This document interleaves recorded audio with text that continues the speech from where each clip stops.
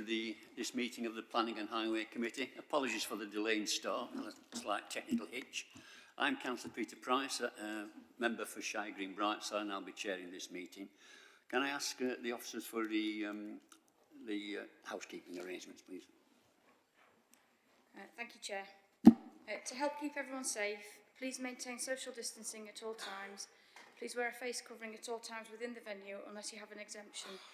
It can be removed once seated, but you may wish to leave it on. Hand sanitizer will be available for you to use.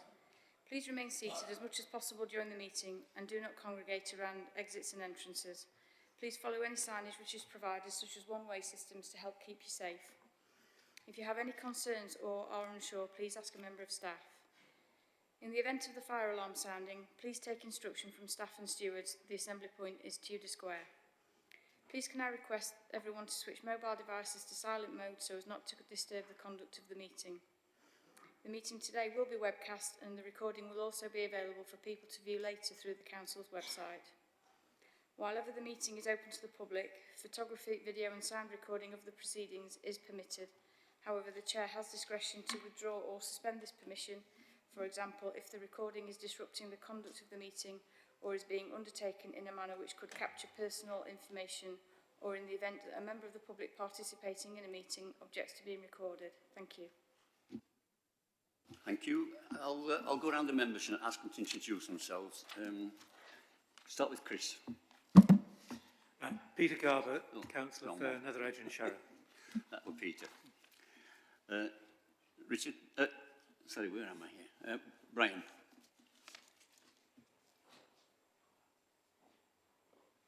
No?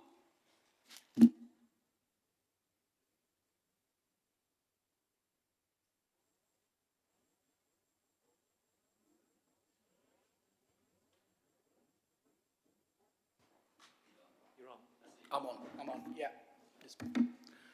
Brian Holmeshaw, Brumhill and Sharrowvale Ward. Councillor Chris Rosling-Josephs, Bayton Ward. Say. Councillor Zahira Nasdona Ward. Tony. Councillor Tony Dams, Southey Ward. Anne. Hello, my name's Diane Hurst. I'm a councillor for Richmond Ward. Over to the other side, Roger. Hello, I'm Roger Davison, councillor for Ecclesall. Andrew. Councillor Andrew Sanger, councillor for Forward Ward. Bob.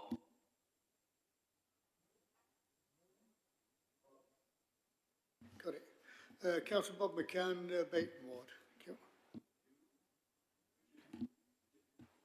Yeah, Richard Williams, councillor for Stannington Ward. Alan.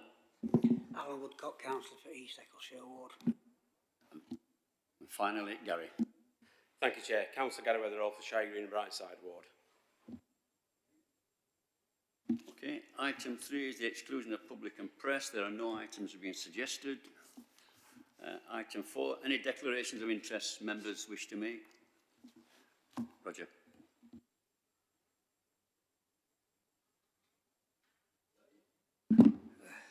Sorry, Chair. Councillor Andrew Sanger. Item 7, Stortholme Mews is in forward. I've not been involved in the case, so I feel I can determine it and take part. Thank you. Anybody else? Yes, Ryan. I just want to say that I was taking some heritage walks in the area around Totley Hall Farm 4 years ago at the time of the last application. Somebody asked me whether I'd make comment on it. I didn't. I wasn't involved, but I just thought I'd mention that about 4 years ago at the time of the original application. Thank you. It's stretching a bit, that, but anyway. Anybody else? Okay. Can we move on to the next item then, which is the minutes of the previous meeting? Start at page 9. I'll go through them page by page. Somebody jump in if you want to make any comments. Page 11, 12, 13 and 14. No? Can we note then, please? Item 6 is the site visit. Follow the normal arrangements. We'll fix it just before the next next committee meeting. Happy with that? Okay, thanks. Item 7 then, the tree preservation order number 444 at Stortholme, Mews, Sheffield S10 3HT. Vanessa Lyons, welcome to the meeting, by the way. Thank you. Hi, my name is Vanessa Lyons. I'm the Community Tree Officer that deals with planning matters. I'm seeking confirmation today of TPO 444 at 3 Stortholme, Mews. This was made on the 29th of July to protect 4 trees, beech, 2 oak and a lime, which are located within the curtilages of 1, 3, 5 and 7 Stortholme Mews, which are within the Ranmore Conservation Area. The order was made by my predecessor in response to a Section 211 notice which was seeking to fell an oak tree which is located at number 3. A condition inspection of the trees was carried out by my predecessor, who assessed the trees as being in good health with no obvious outward defects. The oak tree in particular is of a species which is comparatively rare in the Ranmore area, and the trees as a group are visibly very prominent from a public vantage point. Although trees 1, 2 and 4 were not subject to a 211 notice because the trees collectively form a group, which by dint of the fact that they're a group, they're a high amenity feature, it was decided to include them all within the TPO. One objection was raised, stating that the risk to biodiversity if the tree was removed was low. The oak trees present a risk of damage to property where they're in small suburban gardens, and this was to do with their root distribution, branch loss or the risk of full tree failure, and that the tree will breach a retaining wall within 5 to 10 years, and that the circumstances of the tree are such that it's at risk of falling due to its root system. My predecessor's response to this was that oak trees are relatively uncommon in Ranmore and their protection is prioritised accordingly. The property is new within the trees and the footings were likely to have been built to an adequate standard such that damage from roots is unlikely. The retaining wall doesn't really increase the likelihood of tree failure as the wall itself is structurally sound and the growth rate of the tree is slower due to its location, and that the tree has always grown in proximity to the retaining wall and will be very likely to have developed a root system that provides it the stability it's required within the soil rooting area that's available. I visited the trees myself are in accordance with the views of my predecessor and therefore seek confirmation of the order. Thank you. Any questions? Members happy to approve? Everybody's nodding. Okay, thanks. Right, next one is the tree preservation order number 445 on Stepping Lane, Sheffield S3588RA. Vanessa again. Thank you. TPO 445 was also made on the 29th of July 2021 by my predecessor. The order seeks to protect 2 early mature beech trees which are located adjacent to the boundary wall of 4 Stepping Lane, which is within the Grenoside Conservation Area. Again, the order arose in response to a Section 211 notice seeking to fell the trees, citing damage to the boundary wall as a reason. The trees were inspected in July of 2021, found to be in reasonable health with no major outward defects, and it was decided that they were visually prominent due to their proximity to the roadside and their size, being some of the tallest trees in the surrounding vicinity.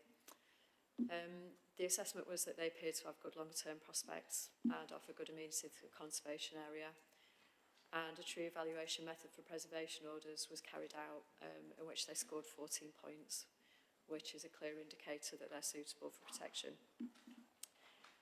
Again, an objection was received to the making of the TPO, stating that damage to the wall was sufficient to warrant the removal of the trees, and disputing their amenity value with regards there being other trees of greater or equal size on neighbouring roads. While it was the opinion of my predecessor that there were some signs of movement in the boundary wall, he was of the opinion that this appears to be relatively minor in nature.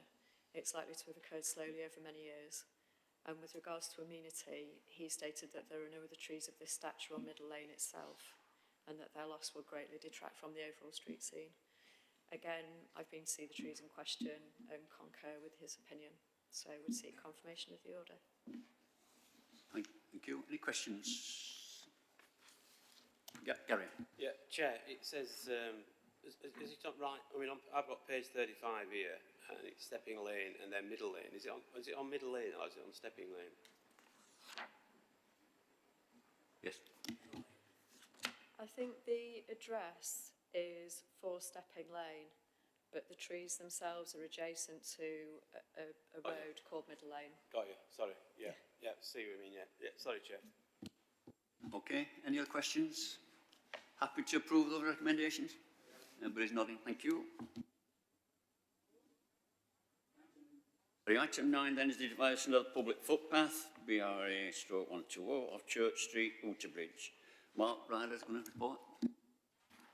Thank you, Chair. We're seeking approval to make the order to divert part of footpath BRA/120, which is off Church Street at Outerbridge. This is following diversion works that were carried out around 25 years ago by an adjacent landowner. There was no approval for those works at the time. We received no complaints following that diversionary works, and the City Council's Public Rights Away Office agreed to process the diversion order. Unfortunately, due to a number of unresolved objections, that process was suspended. Now, work is currently ongoing to bring the definitive map and statement up to date, and it's considered pragmatic to legalise the situation and make a new application, which will hopefully lead to an order being confirmed, resulting in the map reflecting the situation as it is on the ground. I've no further comments to make regarding that are already in the report, Chair. Thank you. Any questions? Yes. Thank you, Chair. I'm quite happy to support the recommendation, but I would just have a slight concern that landlords, off their own back, changing footpaths shouldn't be encouraged. It is a pragmatic decision, which I'm, as I say, happy to, but can we just make sure that we keep an eye on these things? You want to come on? Thank you, Chair. My understanding is the Public Rights Away Office did go through the procedures to try and get this reinstated. Obviously, it is 25 years ago. It's officers have come and gone, but rest assured there is a process in place where this happens. The first attempt is to get it reinstated. This is a last-ditch attempt, really.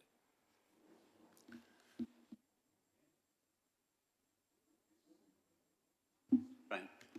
This is the first public footpath that's come up in front of me. I haven't really had much guidance, to be honest, on the kind of questions that I can ask in connection with public footpaths.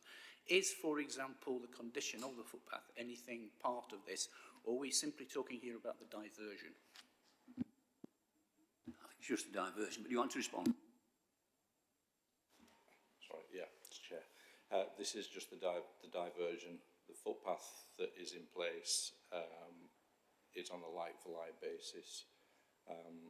Wherever we consider any kind of diversion application, it has to be on a like-for-like or better.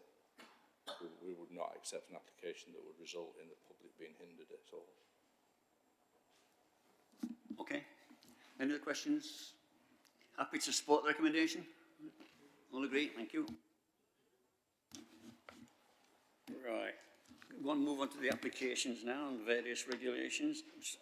10A, which is the application 20/04453, a full application, and it's a land adjacent to between 19 and 41 Walkley Lane. Diane's going to introduce it. Thanks. Could you move on? Thanks. Thank you, Chair. A couple more slides. Yeah, thank you. Okay, the application site outlined in red on the screen there is located on the south side of Walkley Lane, midway between the Walkley and Hillsborough local centres. Next slide, please. The site comprises of a former landscaped area associated with the residential development to the west and the south of the site on the plan there. It's elevated above the highway, it's overgrown and it's inaccessible. In this slide you can see views of the site from Walkley Lane. including the property to the rear, which sits on significantly higher land, the high retaining wall which runs along the rear site boundary, and the sycamore you can see in the southeast corner, just to the left of the bottom photograph there, which is growing in a mound of loose spoil in close proximity to the boundary and neighbouring properties. That's mentioned in the committee report. In these photographs of the neighbouring development to the south and west, the two on the right of the screen in particular, you can see the terrace which serves the neighbours to the west.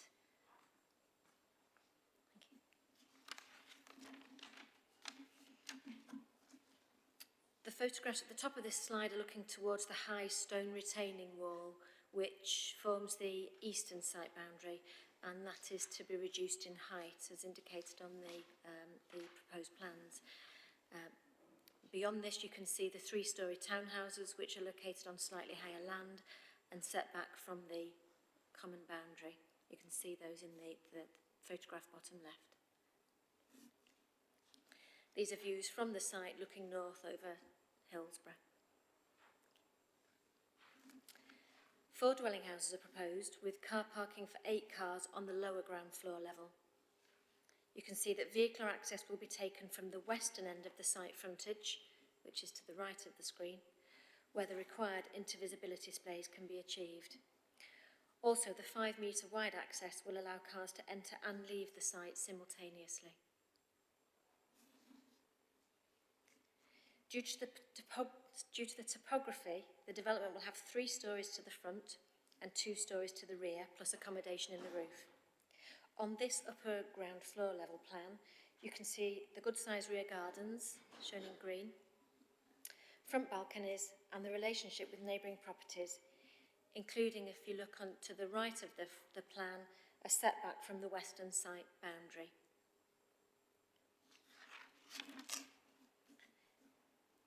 Here you can see the proposed front elevation in relation to the neighbouring property to the west, and again you can see that setback from the boundary which will allow access between the 2 properties. In this slide you can see the proposed rear elevations, the neighbouring properties, and again the setback from the western site boundary, which is this time on the left hand side, which will also minimise impact of the development on the adjoining terrace, which is the terrace I highlighted in the photograph earlier. This is an east-facing section through the site which shows the changes in level and the elevated position of the flats to the south, which is on the right-hand side of the screen, and the occupants of those flats will look towards and over the roof of the proposed development. This is a similar but west-facing section with a property to the west in the background. And finally, this slide shows the Walkley Lane street scene elevation as proposed. Can I now draw members' attention, please, to item 3 of the supplementary report?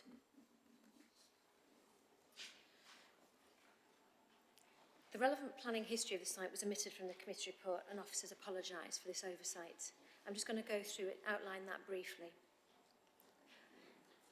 In July 2003, planning permission was granted for the erection of 24 flats and 8 dwelling houses with associated car parking accommodation. That, if you remember on the plans I showed earlier, was the development to the south and west. In this scheme, the application site now under consideration was set aside as a landscaped open space area, and the existing mature trees were to be retained. There were no legal agreements securing its retention in perpetuity. A year later, in 2004, an application for the erection of 6 2-bedroom flats on the current application site was refused by the council in June 2004 because it was considered to constitute overdevelopment, resulting in a loss of the open space, landscaping and privacy issues, and it resulted in the loss of an area identified as open space within the approved development, contrary to policy H16 of the UDP and the Council's supplementary planning guidance on the provision of open space in new housing. The applicant appealed and the appeal was dismissed. Whilst he acknowledged that the site's the site's sustainable location and gave little weight to concerns regarding privacy, the inspector concluded at that time that the open space requirement could and should be met on site, as there was no certainty of any suitable options for alternative off-site provision. The original trees were felled in 2004 in contravention of conditions attached to the 2003 consent. Following some input from enforcement officers, the general landscaping condition, which was condition 3 of the 2003 consent, was largely implemented by 2006. However, since that time, the site has become overgrown and is largely inaccessible. It's also worth noting that changes in legislation and national policy through the Planning Act 2008, the SIL regulations and the MPPF have changed our approach to open space provision, and policy H16, which required on-site provision on sites over 1 hectare. This site is about a quarter of a hectare. Well, the original site, sorry, was about a quarter of a hectare. Or a contribution was considered if on-site provision was not considered to be appropriate. H16 is no longer applied, and SIL is now the expected method for pooling contributions toward open space. More recently, the site was sold on in May 2019, and residents of the original scheme have no rights to access the application site note currently under consideration. It's also worth noting that the time limit for enforcing any of the original conditions has passed. Can I also draw your attention to an additional representation? This was received on behalf from the owners directors of Woodview Court, which is the development to the south and west. And they raised the following concerns, most of which have been addressed in the report, but I will just pick out some of the comments. They believe there may be a badger set within a 30-metre radius of the site boundary, and they've sought advice from an ecological specialist and understand that this is the standard minimum distance a proposed development must be from an active set to avoid disturbance. They say that a more thorough preliminary ecological appraisal report would have been useful in relation to bats, because some of the points are vague and lack clarity. There are potential issues with the loss of bat foraging habitat and connectivity for foraging bats. And they mentioned that the site was previously subject of a failed appeal back in 2004, and this wasn't mentioned in the report to committee, but that's the appeal I've just referred to. In relation to the comments, an ecological assessment of the site was undertaken. No evidence of protected species was found, and more importantly, the site is isolated in its urban setting, and so its ecological connectivity value is considered to be low. And finally, we've recommended an additional condition. Permeable paving is proposed on the ground level car parking area, and condition 8 already requires details of surface water drainage to be submitted and approved by the local planning authority. However, following yesterday's site visit, and to specifically prevent surface water from spilling onto the public highway, the following condition is also recommended, and that is that detail showing how surface water will be prevented from spilling onto the highway shall be submitted to and approved by the local planning authority. Thank you, Chair. Thank you, Diane. We have 2 speakers. There's Ms. Diane Harris and Councillor Bernard Little. Are they for or against B? Sorry, they're both against.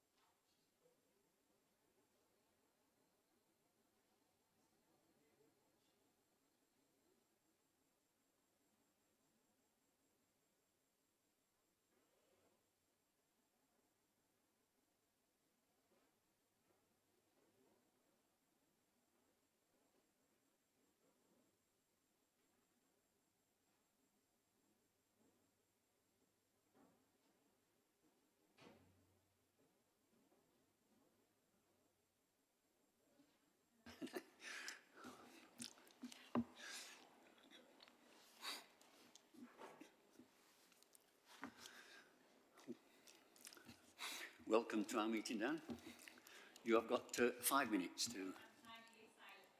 Oh, no, I'll not be that rigid, but... Okay.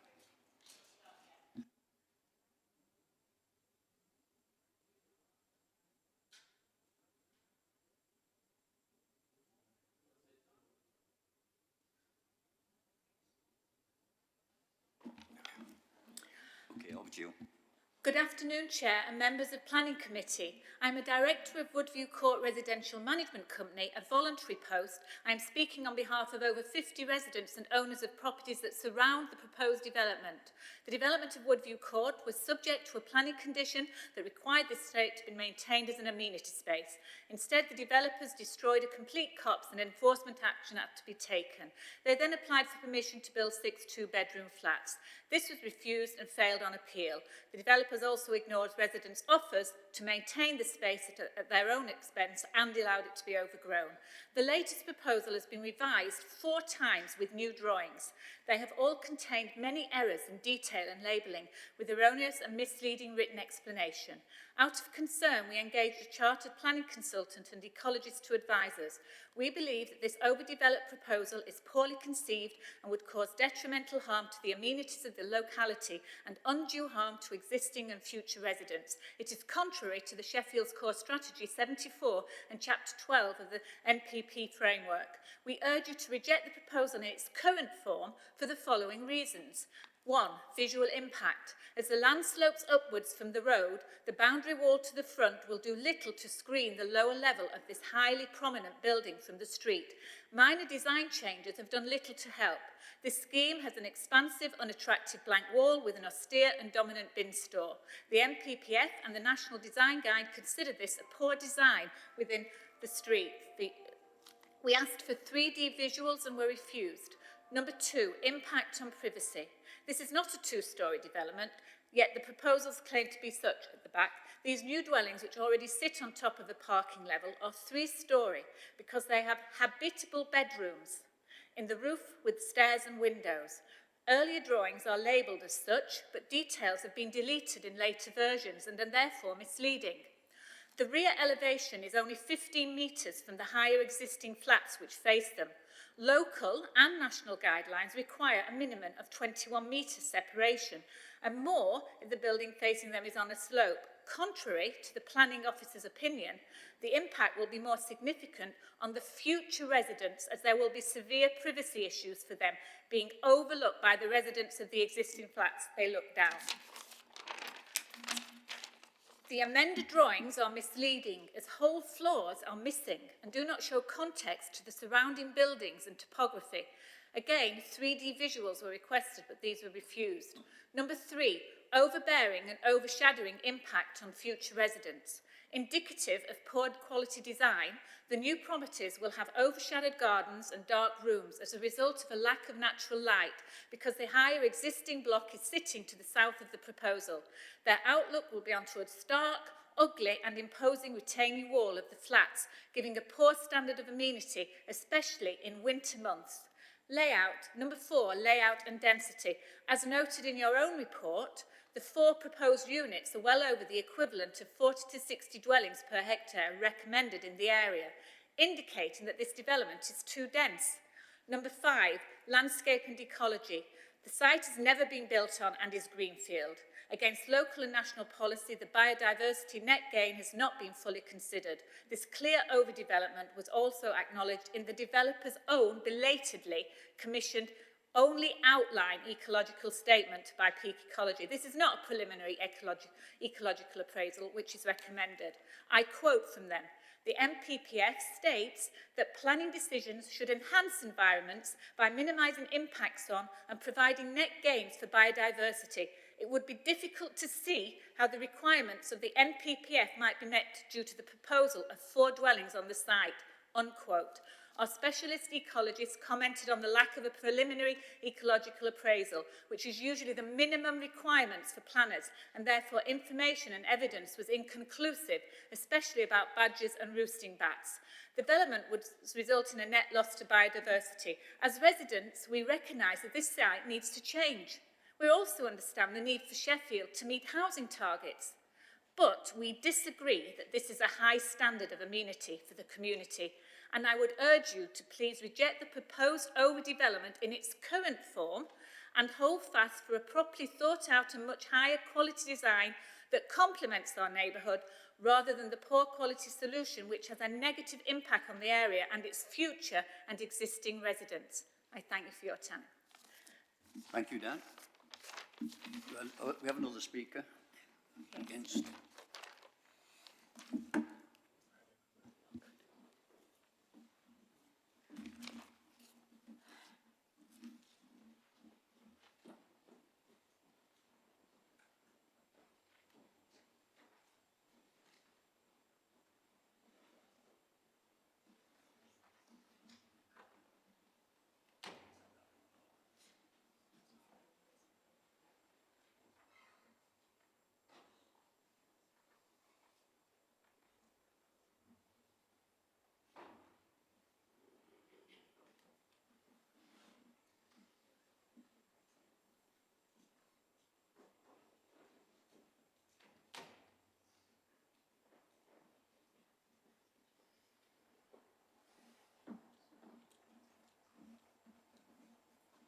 Good afternoon, Welcome, Chair. Bernard. Good afternoon, Chair. Make yourself comfortable. You've got 5 minutes to make your little speech. Over to you. Yes, my name is Bernard Little. I'm also a councillor for the Walkley ward in which this development is proposed. I'm going to be addressing the landscape and ecology aspects of this development. As was just said, the National Planning Policy Framework states that planning decisions should enhance the environment by minimising impacts on providing net gains for biodiversity. The steeply sloping land was initially an area with some trees and plenty of biodiversity, which through neglect is now much reduced. According to the specialist ecologist hired by the objectors, information and evidence provided in the outline planning report is vague and lacks clarity. He reports it was inconclusive, especially about badgers and roosting bats. And as we've just heard, and I'm sorry about repeating it again, but I feel it needs emphasis, it would be difficult to see how the requirements of the National Planning Policy Framework might be met due to the proposal of 4 dwellings on the site.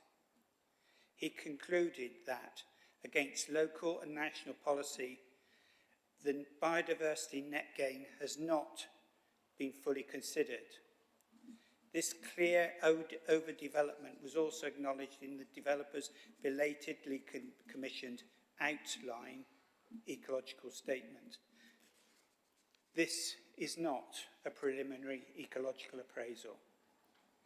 A preliminary ecological appraisal is recommended usually the minimum requirement for planners. No such appraisal exists. I understand that an endoscope was not used on the site, which would have revealed in much greater detail what could be on the site.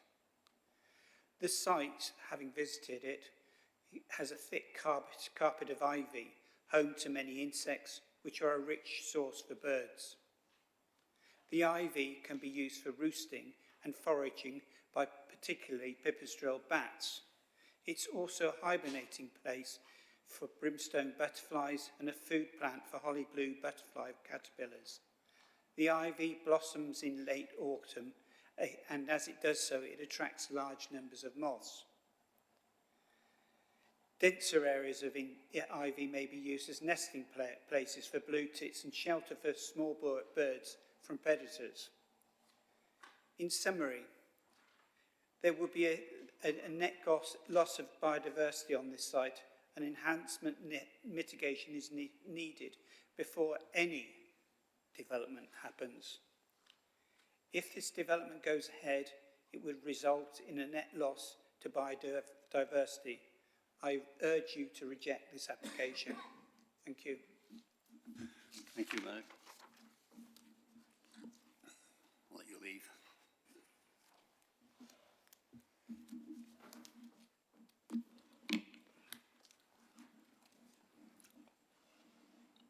Okay, Diana, do you want to respond from the officer's point of view? Thank you, Chair. It might be just worth going back a few slides so I can just pick up on some of the points. Perhaps a plan. Well, in fact, that will do. Yeah, one of those.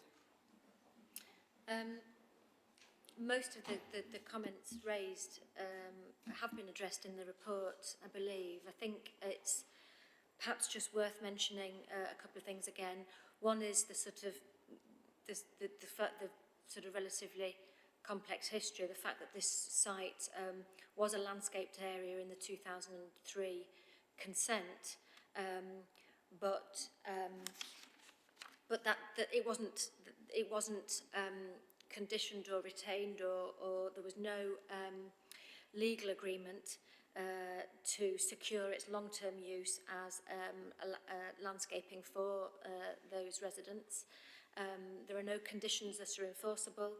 Existing residents have no right of access to the site, and because it's in separate ownership, and so there's no realistic prospect at all of it ever being used as open space for existing residents. So we have to consider the proposal that's on the table on its own merits. In terms of privacy distances, it was mentioned of the 21 metres. Now, 21 metres is normally between habitable room windows. We've got 15 metres between the rear elevation of the proposed development and the front elevation of the property to the south, which you can see is at least 2 stories higher than the proposed development. And the relationship with the existing development and the proposed development will be very similar to the relationship with the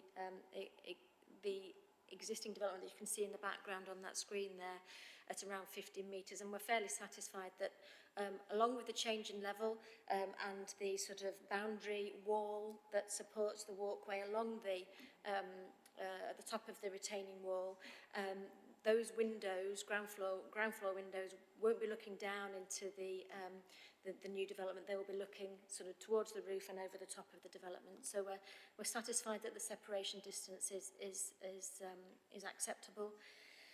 There was a comment about the overbearing impact for future residents, some concern about future residents of the development. Their gardens face south, but they will be affected by the existing development in the same way that the existing block to the west is affected. They will get some sun in the morning and the evening because from the east and the west. They will be in shadow for much of the day, particularly in the winter. But I think it's a compromise. It's a site that's unused. It's overgrown. It's in a housing area. We don't have a 5-year supply. I think on balance that the overshadowing experience by those future occupiers who will understand that relationship when they buy a property isn't sufficient to recommend refusal. In terms of, there were lots of comments about overdevelopment. I mean, we normally measure overdevelopment in terms of amenity issues, parking, or garden sizes. All these houses will have more than the minimum of 50 square metre gardens. They will also have the large north-facing balconies looking over that sort of view of Hillsborough. They each have 2 parking spaces and good-sized living accommodation. There are no obvious impacts in terms of loss of privacy or significant impacts in terms of loss of privacy or etc. So we're convinced that it's not a case of overdevelopment in this particular case.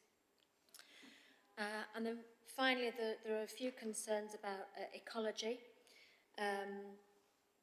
The site is long neglected and overgrown, as we saw in the site visit yesterday. The site contains a lot of species that are now considered to be invasive, like the buddleia and the ivy. It's a small site, so while a preliminary ecological assessment is often recommended, in this case, an outline, ecologists did visit the site and produce a study, but not the full ecological appraisal. But our ecologists were happy given the scale, the size, the location of the site, which, as I said before, is fairly isolated in that urban setting. There were no evidence of protected species. the existing trees weren't considered to be of a quality or that were worthy of retention, and indeed some of them are potentially problematic, including the larger tree, the sycamore in the southeast corner, which is potentially unstable, growing in the unmade spoil. We do have a green roof proposed as part of the development at the front of the site on the bin store, so that will be visible. We will require details of that to be submitted along with all the other landscaping details. As I said, we have 4 good-sized gardens, and we also have condition 12, proposed condition 12, which is asking for other biodiversity enhancements. So we think the MPPF requirements can be fulfilled in this case. We also have a condition that any work avoid nesting season, and I think that's probably it. Thank you, Chair. Thank you, Dan. There was a visit. Does anyone like to report back? Andrew, would you like to just mention the visit? Thank you, Chair. I mean, I think it was a useful visit because it's one of those sites that many of us drive past, but we wouldn't. You concentrate on the road, so you don't really notice the sites. So it's clearly between the development we've been talking about in terms of 2003, the reconstituted stone development of the flats, and the brick development of previous flats. So it's a site you can't see much of. It's clearly a sloping site. I think it was very useful to see where the vehicular access would be onto Walkley Lane, and then we walked round behind the flats to look into the site and see the current overgrown nature of the site. So I mean, I think it was a useful site visit, so we could understand the topography of the sites. Thanks, Chair. Thank you. Anyone else who want to visit and comment? No? Okay, questions?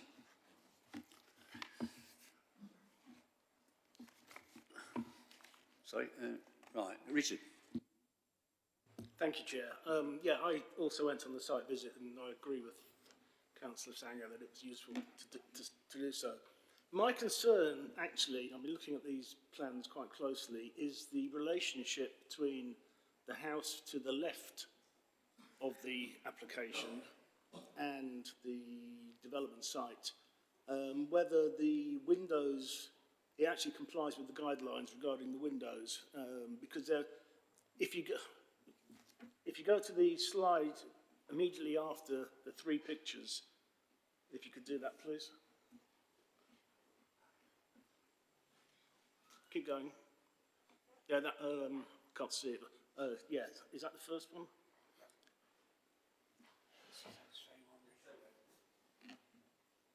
Yeah. So if you go forward one now. That one. That implies to me that complies. Looking at my computer, but if you then go to the next slide, I just can't see. It's got no dotted lines, but I just can't see how it complies this time round. And I noticed this when I was on the site visit, that the angle from that window on the left-hand side of the building is going to see the wall of the new development. So I just wanted to make sure, is that actually within the guidelines? Thank you, Chair. It's quite tricky to see. The rear elevation of the proposed development extends about 500 mil, about half a metre beyond the rear elevation of the development with the window that you're referring to. So there's no breach of the 45-degree rule. They are the terrace. If we go to the rear elevation, no, let's go back to the rear elevation. You can see here. So the rear elevations are on a very similar plane, but they're separated by about 1.5 metres. I think it's 1.4 metres. And then the fence that will serve the garden of the proposed dwelling is also set back for the whole length of that terrace. So there will be, should we go back to the photographs? Thank you. Where we're looking, I think it's the second slide of photographs, that one there. So if you look at the top right, you can see the terrace, you can see the wall that bounds the terrace. There will then be a gap of 1.4 metres, in which there'll be a drop down to ground level, the basement level, and then there will be the garden of the proposed development with the fence on top. But that will, because there's a separation, we feel that will be no more harmful than perhaps a single-storey rear extension, because it's set away from the common boundary. Yeah, as usual, I've made myself as clear as mud, and I apologise. I was actually referring to the front onto the Walkley Lane side, and it's, as I'm looking at it, it's the existing dwelling up the hill, and its relation to those front windows with the new development. Sorry. Sorry, can we move forward to the plans, please?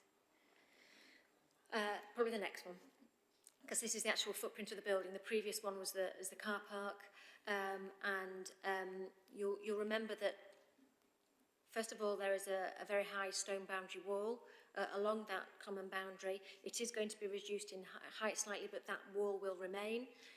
The development to the left on the screen there, which is actually to the east, is on higher ground. And also, if you remember, it has at ground level a garage. So if we go to the front elevation or the street scene elevation, perhaps the last one, sorry, the street scene. You can see that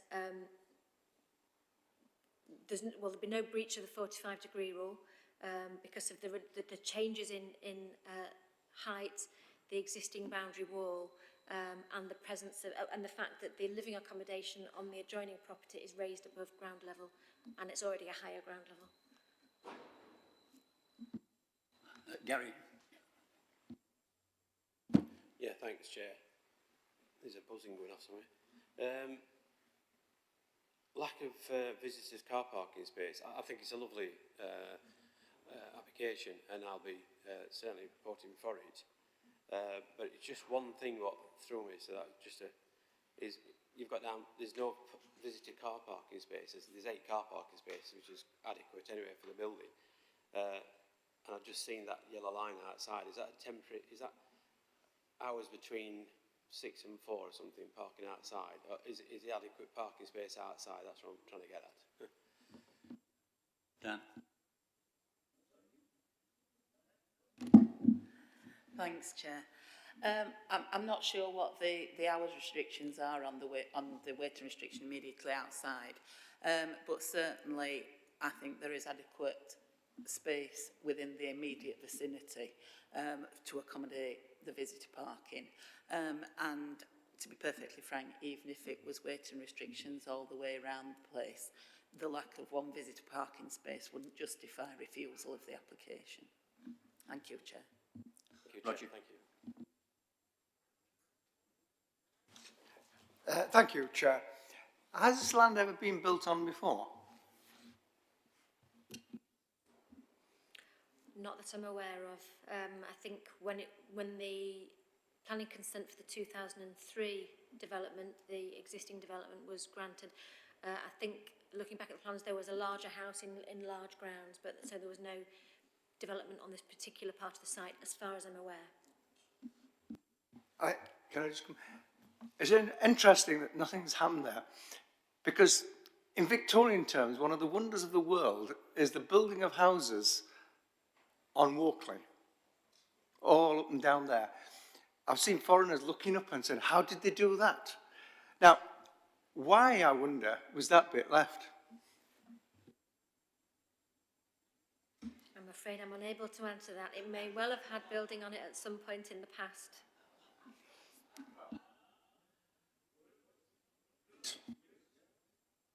Yeah, Chair, just for information, there used to be a building, I'm not sure if it's on that site or the site below it where the flats are, that used to do fancy dress hire. So there was a previous building there that was demolished. And I think there was car park, small workshops on that site, if I remember rightly. So there has been buildings on there, because I remember them, and I've only lived in the city since 80s. Anybody else? Peter. Thank you, Chair. I'd like to clarify what exactly has been done. Sorry, can you not hear? I'll try without the mask. Any better? I'd like to clarify what exactly has been done in terms of the biodiversity, because we've got two different stories, and I'd like to make sure that the story we actually get in the end is what's actually happened. Thanks.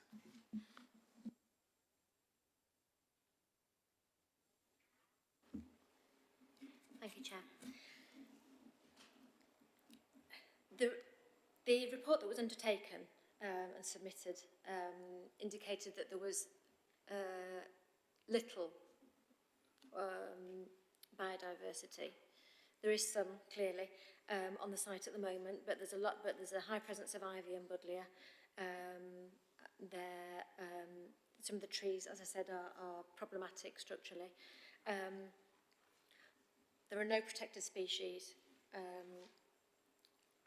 However, in terms of net gain, we've secured a green roof on the bin store, which is at the front of the site, so will be visible from the street.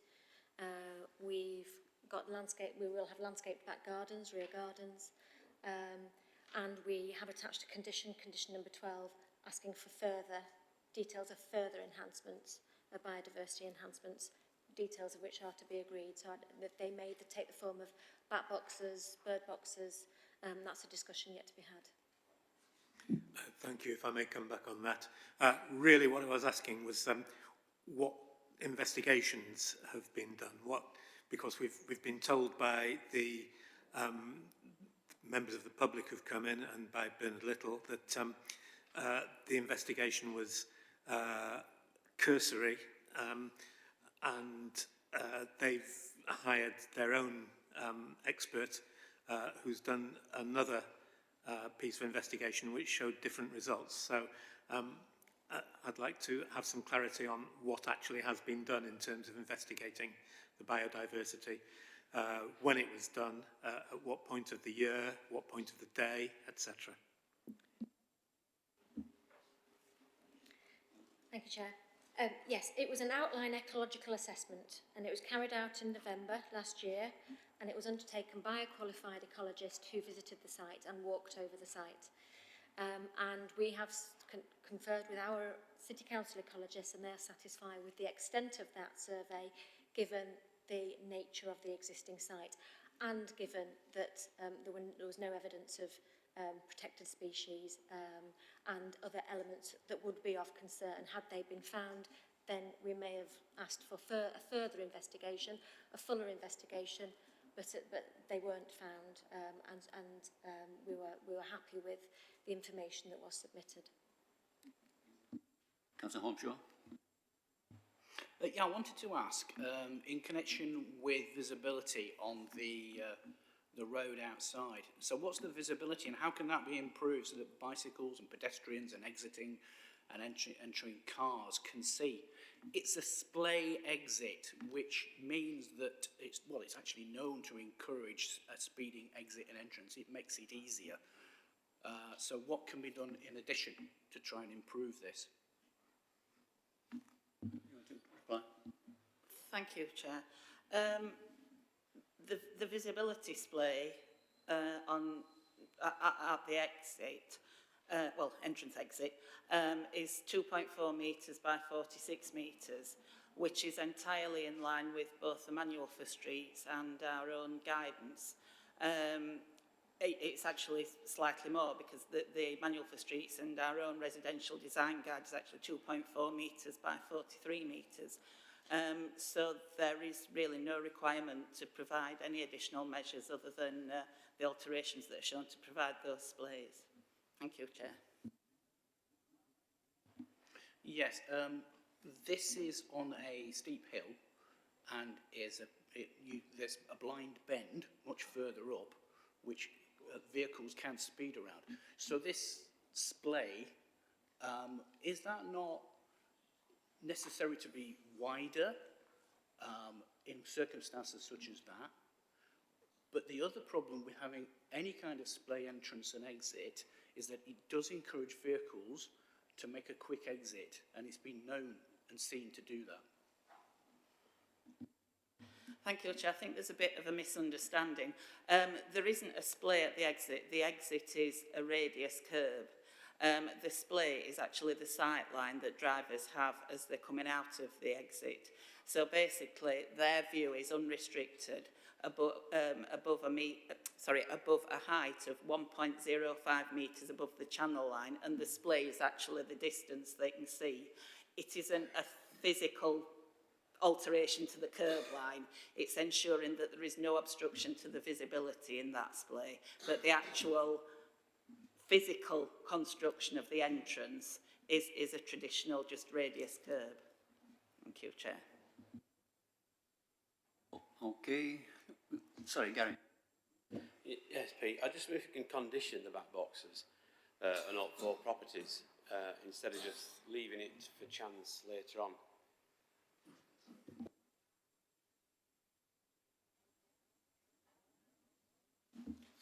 Thank you, Chair. Condition 12, sorry, I'm just managing to find it.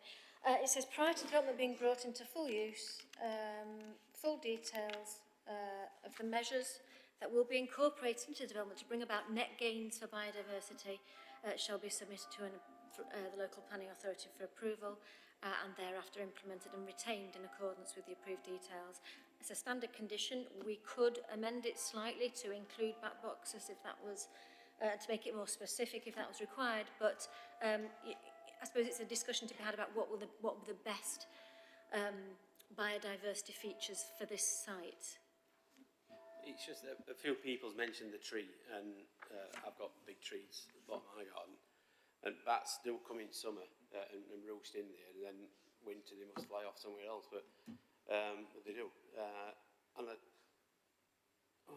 It's just leaving it open, isn't it, to what they're going to want in there, that's all I'm saying. Okay, thanks. I mean, I went on the visit, there's hardly a tree, there's just overgrown bushes, really. Anyway, by the way. Okay, are we ready to vote? Sorry, again, Peter. Yes, thank you, Chair. I'm coming back on climate change measures now. I'm assuming that this development is too small to take or to require any climate change provisions on this, which is a little bit awkward because before very long every home will need them. So it's just I'm just pointing out the ridiculousness of not being able to do this at the moment. That's only it.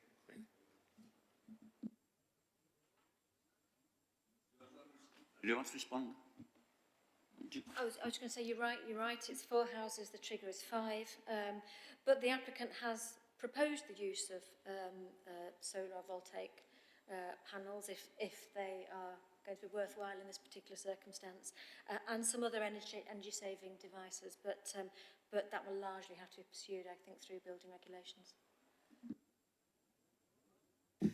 Noting that the roof, one of the roofs is south-facing, but overlooked very much by the very much taller buildings to the south. This will probably not happen, I would imagine. Brian, did you want to come back quickly? Yes, it's a couple of comments. One is I think we need to be very careful about the derogatory terms that are used in not in the ecological report, it was actually used in the planning report rather than the ecological report, which is describing ivy as a pest. And it is, in certain circumstances, maybe an annoyance, but it is not a pest, because it is a valuable wildlife resource and a food source for insects, bees. Buddleia likewise is known as a butterfly bush, as we all well know. So the ecological report mentions these. So you would have thought, particularly as the ecological report says the land has some ecological value, that would have been followed up. The second comment I wanted to make is in connection with density. And the density, let me just get my information right here. The density range in CS26, it is above that range.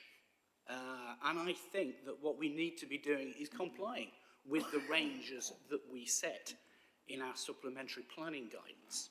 So I will be voting against this application on that ground.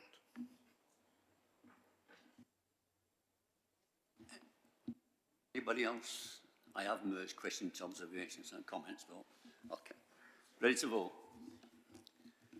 Okay, I'll go around in turn. Sorry, legal advice, sorry. Thank you, Chair. I did note that a councillor did leave the room during the representations, so I advise that that councillor didn't vote. Also, need to draw members' attention to the fact we have got the additional condition to include into the vote. And I just wanted to remind members that we do still have the tilted balance in respect of not having a 5-year housing land supply. So in this respect, it is referred to in the summary recommendations of this report, but just to remind members that it is about granting permission unless any adverse impacts of doing so will significantly and demonstrably outweigh the benefits when assessed against the policies of the framework taken as a whole. Thank you, Chair. Okay, members bear that in mind. I'm sorry, I'm going to have to exclude Zaire because she did leave the room when the was speaking. Okay, start off going around. Councillor Garvey. I'll be voting against the officer's recommendation. Thank you. Councillor Holmshaw. I'm afraid I will be voting against the officer's recommendation in this case. Councillor Lodging Joseph. For the officer recommendation, Chair. Councillor Hurst. For the officer recommendation, Chair. Councillor Dams. For, Chair. Coming to the side. Councillor McCann. For, Chair. Councillor Sangar. For the officer's recommendation, Chair. Councillor Davison. Against the officer recommendation. Councillor Witherall. For, Chair. Councillor Woodcock. For, Chair. Williamson. Against, Chair. And myself, for. Okay, that's the officer's results. I think that's been carried.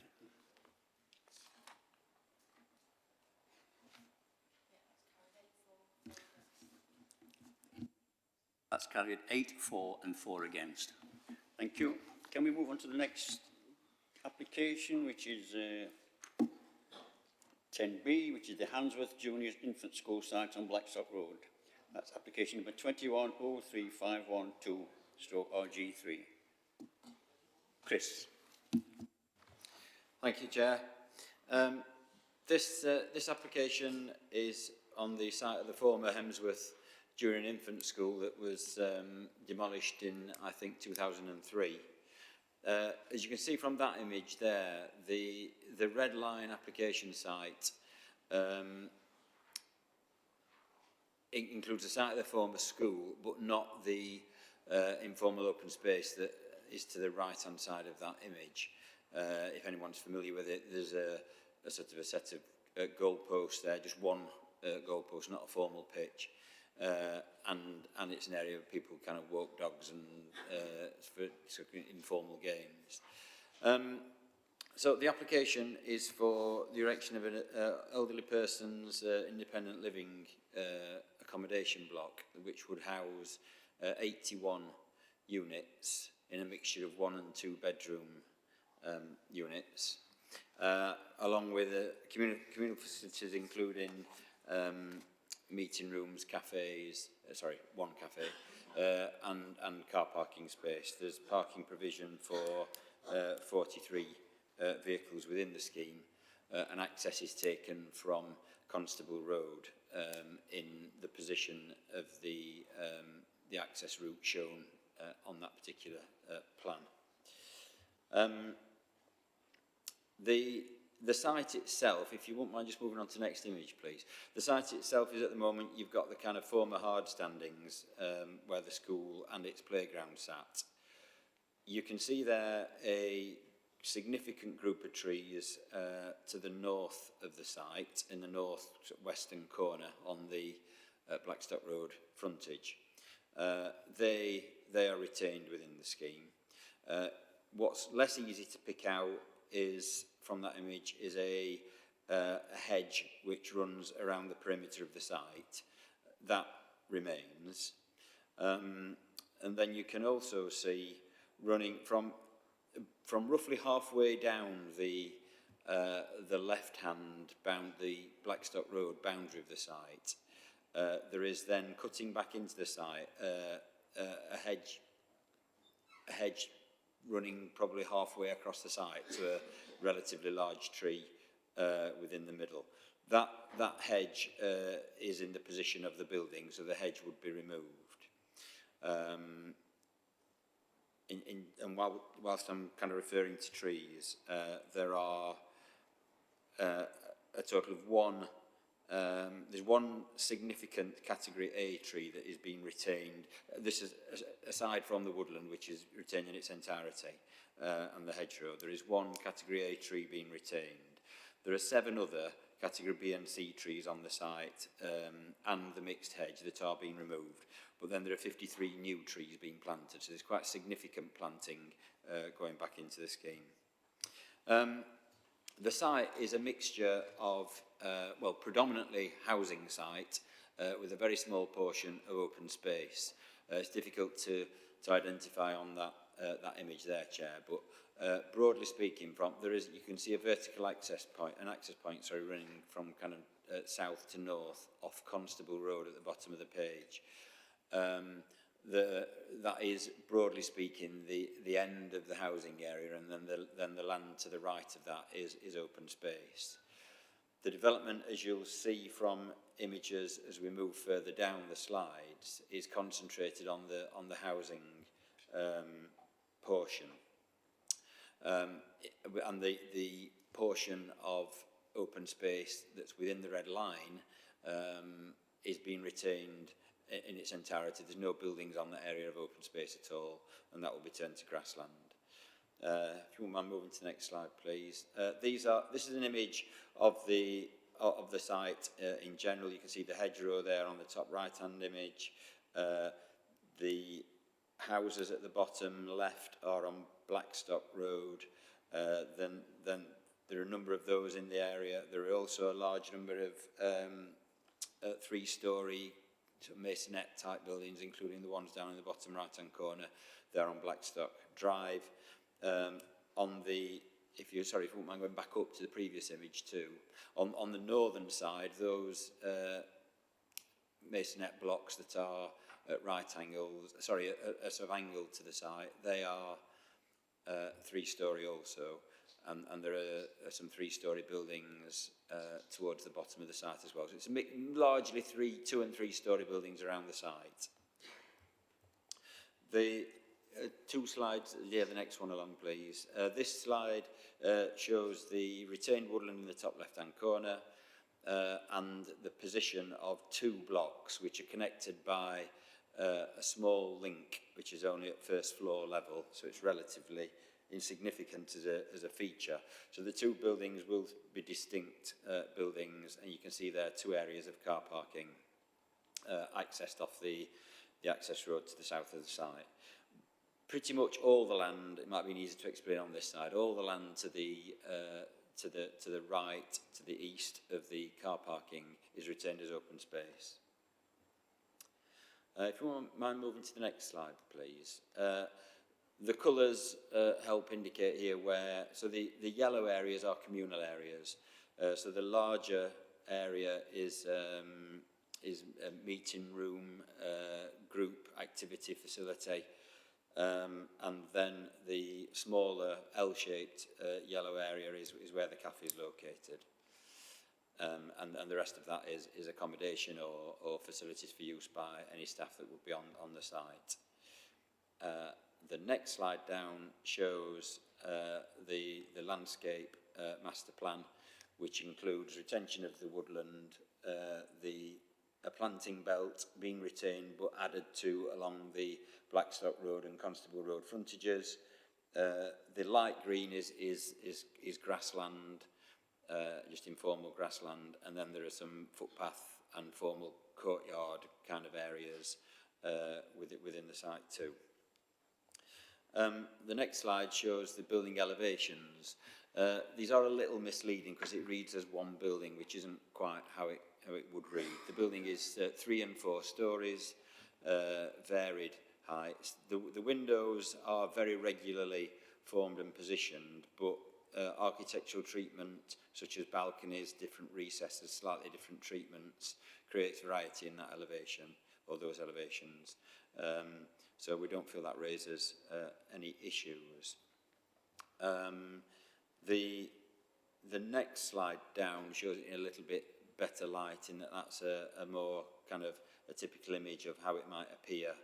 And you can see there the lighter horizontal form, which is at first floor level towards the left-hand end of the image. That is the link block between the two. And then the final slide is showing a cross-section through the site and relationship to dwellings on the opposite side of Blackstock Road. So you can see there that the development doesn't crowd, although it's taller than in terms of story heights, it's separated quite significantly from surrounding development. Sits quite comfortably within the site and doesn't cause any harm to any of the neighbouring residents, the nearest of which, around the 3 road frontages, they vary from sort of 25 to about 40 metres away, which is more than adequate. So I think the only other thing I wanted to add, Chair, was that in traffic terms, as I said, there are 43 spaces. That results in about 14 or 15 movements in the AM and PM peak, which isn't significant in the context of impact on the highway. There has been an ecology investigation because the site's been had very little done to it since 2003. That has revealed presence of species which need care in terms of how the site is developed, i.e. things like timing of tree removals for bird nesting, etc. And there is also the need to relocate or provide an artificial alternative badger set within the top left-hand corner of the site. So overall, Chair, it's a very positive scheme. It delivers much needed elderly persons independent living accommodation within the area. And there are no real significant planning concerns that have resulted from it. Thank you. No speakers. Questions? Gary? Yes, thanks, Chair. It's been a long time coming, but it looks really impressive. I've got to say that. Me and Terry Fox first got elected in 2002, and we worked hard to get the new school up there for this to get demolished and the new school to be erected. And this really looks well, but there's just one thing what's letting it down, and you haven't mentioned it at all, is on page 79, this overall plan. You've got a lovely footpath, and no matter what you build, people will always find the shortest. You know, they'll go from A to B. You don't matter if footpaths, you know, to left or to right or to the side, they'll always go straight across to get to where they want to be.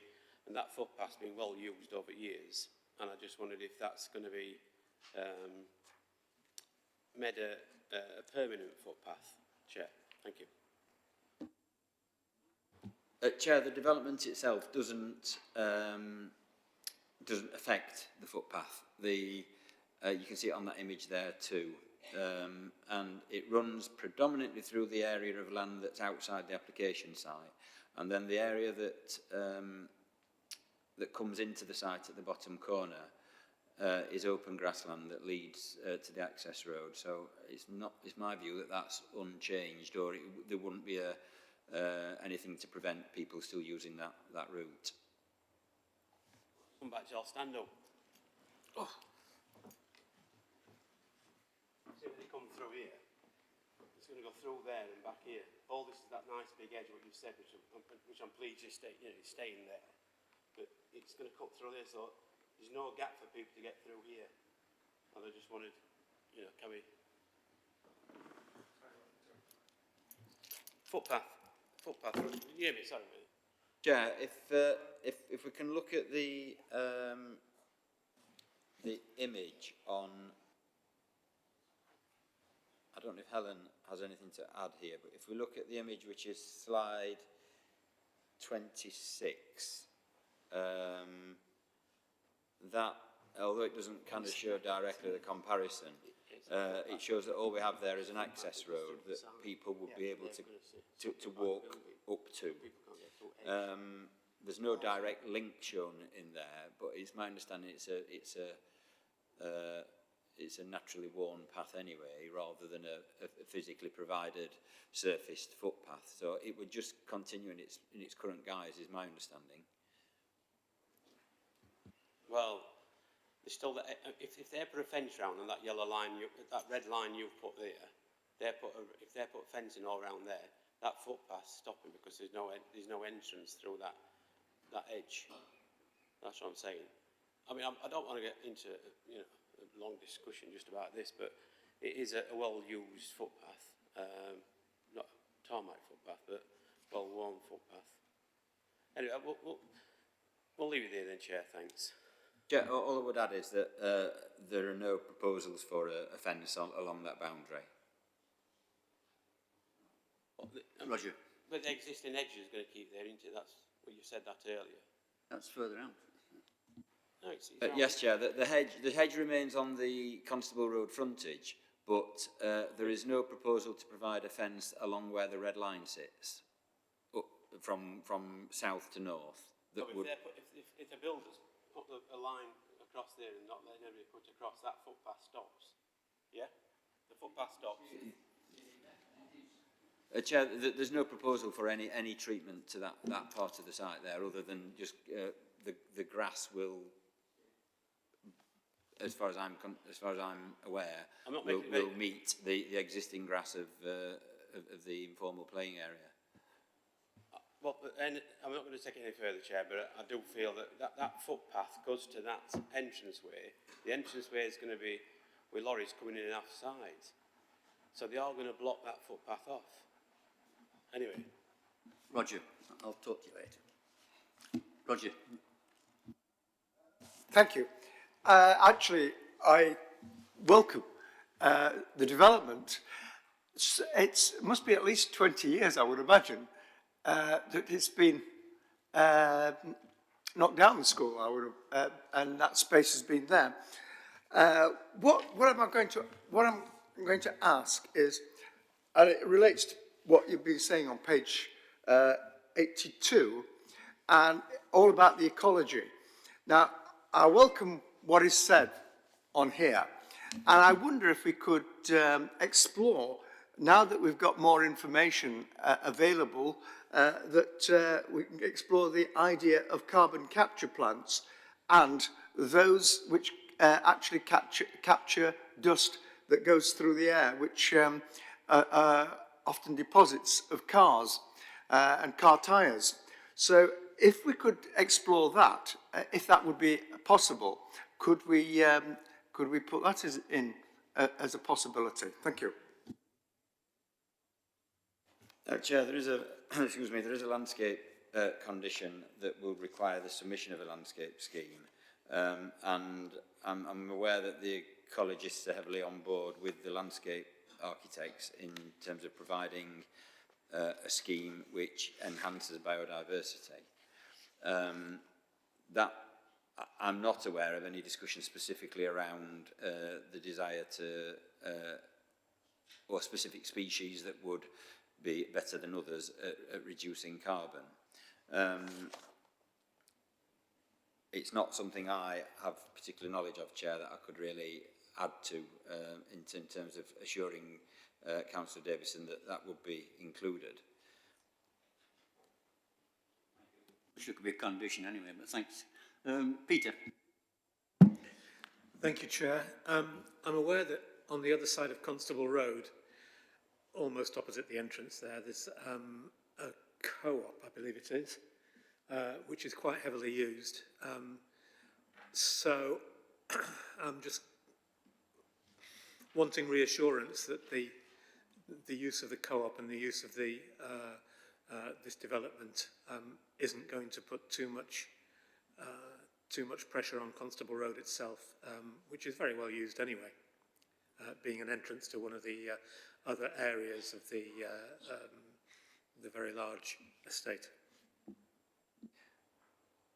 Chair, I don't know if Helen wants to add to that, but to this, but I think the comment I made earlier about the in the peak hour, the numbers are expected to be in the order of 14 to 15 movements within that hour, which we don't think is significant in terms of impact on Constable Road.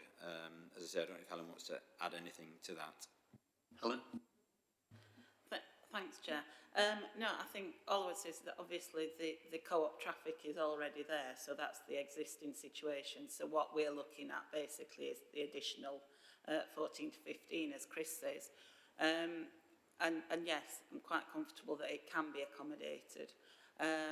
Obviously, again, turning to the access is suitably designed in terms of meeting all the necessary technical guidance. So again, yeah, I'm quite comfortable that it can be accommodated without any detriment to either the capacity or the safety on Constable Road. Mr. Chair. Dan? Thank you, Chair. Can I go back to Gary's point, to Councillor Wetherall's point about protecting the ongoing use of the design line across the site during the construction period? And can I ask a question about the pre-commencement condition number 3 on page 70? Would that means of ingress and egress for vehicles engaged in construction, location details of site compound, and an area allocated for delivery and service vehicles to load and unload, would that protect the access to the design line, the informal footpath, during the period of construction, Chair? Chair, yes. I was waiting for a moment to interject, actually, just because right at the end of, I didn't catch Councillor Wetherall's reference to the construction vehicles. I thought it was a reference to the completed scheme until the very end of Councillor Wetherall's question. So I was going to come in and say exactly that. The condition 3 will deal with and will be the opportunity to ensure that during construction that pedestrians are catered for and taken account of within that whilst construction is taking place on site, such that route isn't blocked and people don't have to kind of try and find their way through a gap that doesn't exist in the hedge.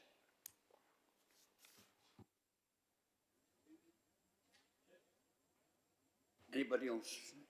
Just a quick on that, Chair, just on what you just said. So, because it's not a proper footpath, you know, are the developers going to make sure that access is secure for pedestrians going up that green?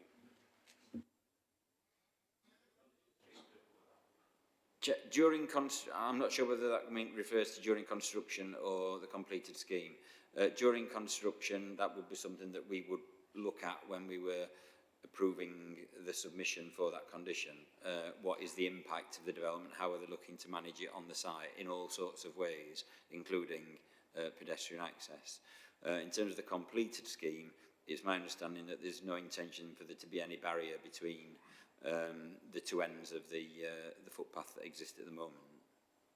Thank you, Chair. I'm glad officers have pulled that down. Any more questions? Any comment? Oh, go on. Sorry, Richard. Thank you, Chair. Can you just confirm that the ridge height on Block A is actually lower than the ridge height on the existing buildings on the other side of Blackstock Road? Please.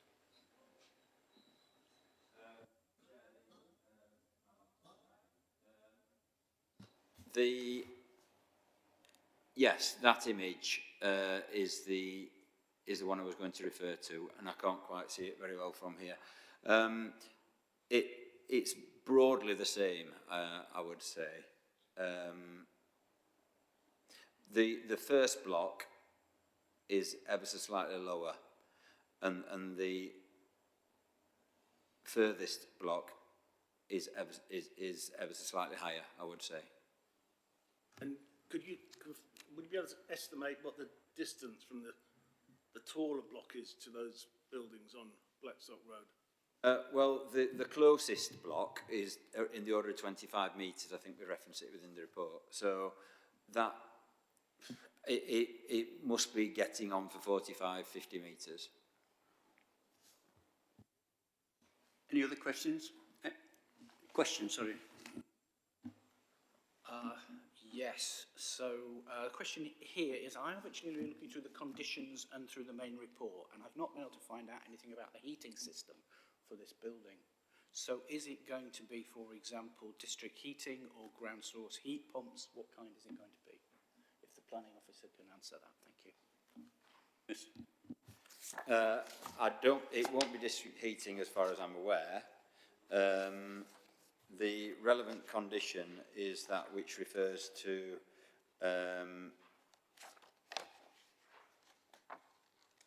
just bear with me, Chair.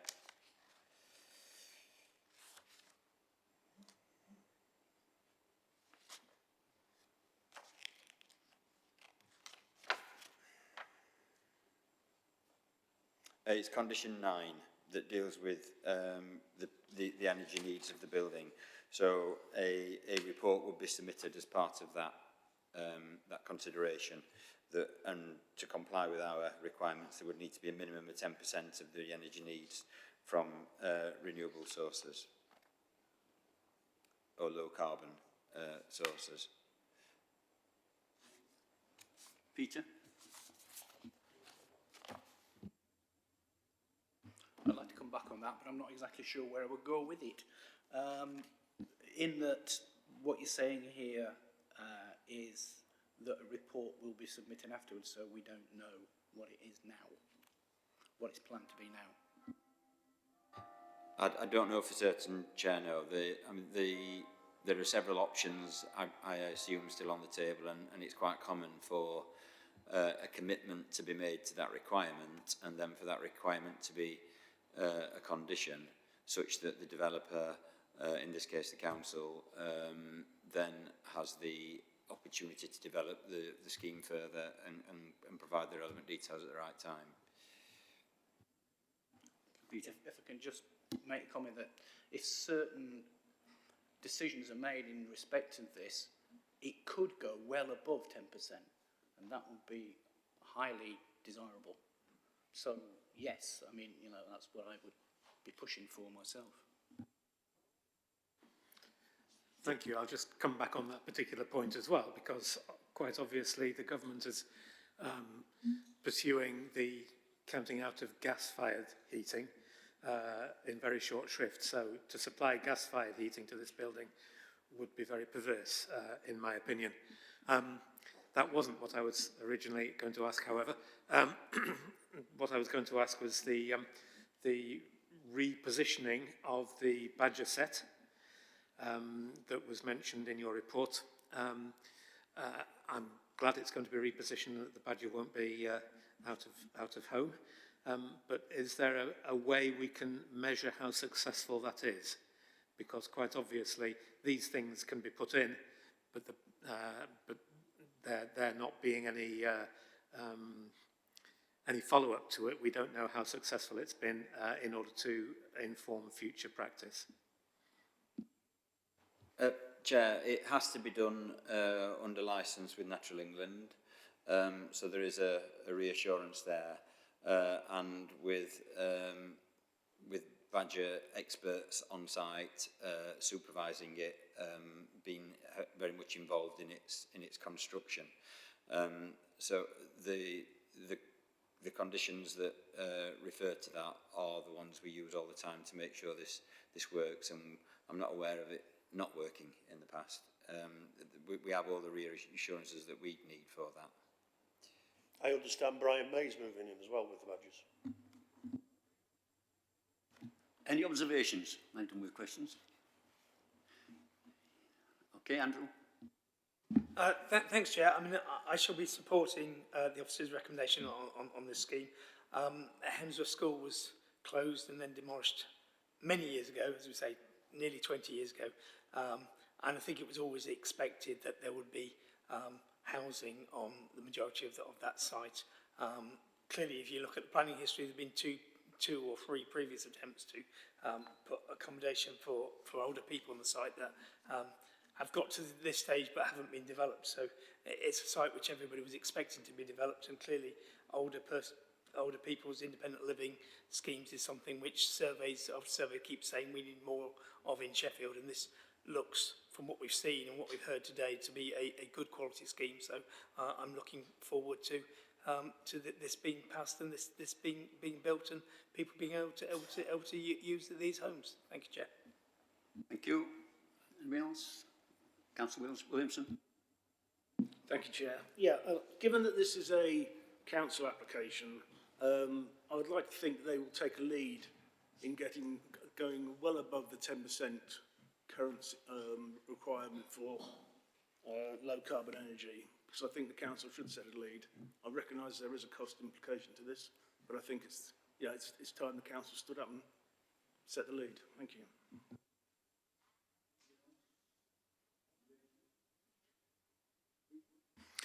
Yes, thank you, Chair. I shall be supporting this. I think it has the possibilities that we can show other developers how to do the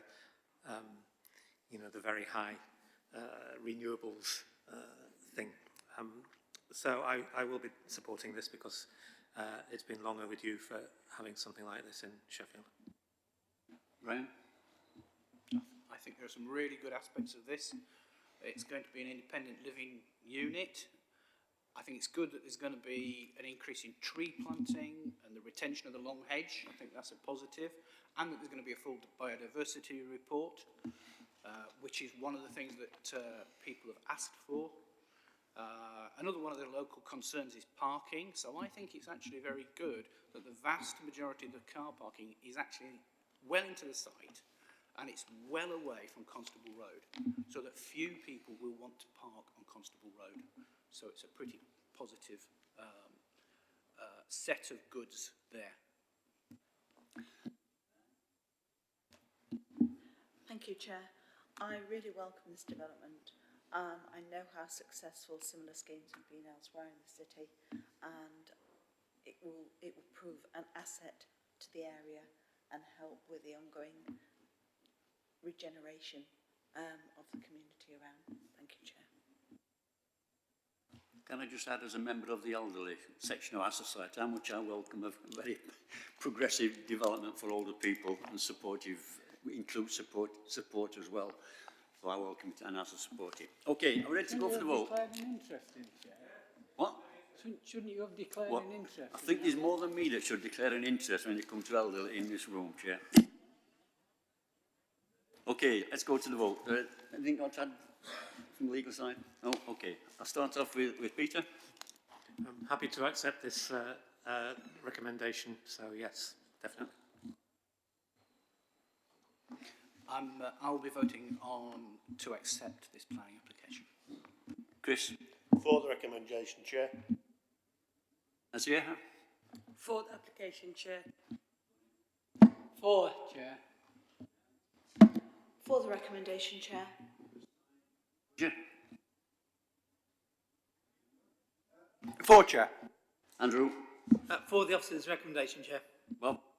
For the recommendation, Chair. Yeah, for the application, Chair. Alan? For the officer's recommendation, Chair. Being a former councillor up there, Chair, in Legless Valley, I'm for it, Chair. And myself for. Unanimous decision. Well done, everybody. Thank you. Right, can we move on to the next application, which is the 2100407, a full application for Totley Hall Farm, Totley Hall, page 93. Chris is introducing this one as well. Thank you. Thank you, Chair. Could I first of all draw members' attention to item 4 on the supplementary report? This flags a couple of things. One, in the first instance, a revision to condition 2, which has resulted from some updates to the proposed drawings, which were in part resulting from one of the representations that we received, because we received 2 further representations, which is the second point, both from the same address, which is number 20, Totley Hall, Croft. And this might be an appropriate point to try and identify where that is on the map that you can see in front of you. It's very difficult. Oh, in fact, sorry, Chair, it might be easier to do it on the map on page 101 in the report pack, because the houses are actually numbered on that plan. So number 20, the red line of the application is that small area within the wider site there. And then to the southwest is a property with the one with pretty much the largest garden. Immediately adjoining the site is number 20, Totley Hall, Croft, at the head of that cul-de-sac. So the 2 additional representations that we've received are from that property. There is issues with the street scene drawing showing the heights incorrectly, and that has subsequently been, sorry, not incorrectly, that's been upgraded and amended. They raised concerns that the building will be overbearing because it's so close to the boundary, that the foundation work drawing shows incorrect information. That's been amended now in the resubmission. It doesn't change the proposal at all. It was notation on the drawing. There's also a reference there to building regulations guidance saying it's not complied with. And so that was in the first representation. The response that you've got there from the officer is that the street scene drawing has been amended, so it's got an accurate height and floor level information. And that the separation distance, which you can see there is quite considerable on that plan, is significant to prevent any detrimental impacts upon privacy. And we talked about the lack of overbearing impact in the original report. The foundation drawing's been amended and shows the extent of the dry stone wall along the northern boundary. I can perhaps talk back to that a little bit when we come to that slide. The building regulations details, content of the building regulations details are, they're not a planning matter. I don't know the answer to the question that's been raised there in building regs because it's not my particular area of work, but it is a separate consideration and not a planning consideration. All I would say on that is there are many, many instances where buildings are built up to a boundary. So there are probably just special requirements if that is the case. Then the second representation refers to errors in the labelling of certain trees and reference to that within the report. The top and bottom of all that, Chair, is that the tree impacts have been correctly considered, and the report does set these out. So there's no, and it confirms no detrimental impact on them, and I don't think there's anything we need to do as a result of that comment in there. So in terms of the proposal, the site overall has a previous permission for. So the site is basically the site of the former Totley Hall farm, which was a council tenanted farm for many years, with a listed farmhouse and associated buildings on the Totley Hall Lane frontage, and then with several larger sort of agricultural barns at the back. That site was sold by the council a few years ago and is in the process of being developed through conversion of the listed buildings and then new build accommodation in the area where the larger barns were. That was from a permission granted in 2019 or 20, and that is on site at the moment and is well underway. The part of that, so this particular application site forms part of that wider site, and is a former cart shed. Open-sided cart shed that was being, there were bits of that being retained in the previous permission, but it was being remodelled and extended to form a two-bedroom dwelling. since obtaining the permission, getting on site, doing further structural work, etc., the applicants determined that it's not capable of rebuilding, adapting, and can only be developed in a manner similar to the previous approval if the building is removed and therefore a new building goes in its place rather than one that includes parts of the old. So that's what this application is for, effectively. It's very similar to the previous permission, but it involves rebuilding, albeit taller. So that's the most significant differences are the portions of the original fabric of the building won't be retained as part of the building, and it will be slightly taller. Again, it will still form a two-bedroom dwelling. There's no increase in the kind of extent of accommodation as such. And what was a carport will become a garage.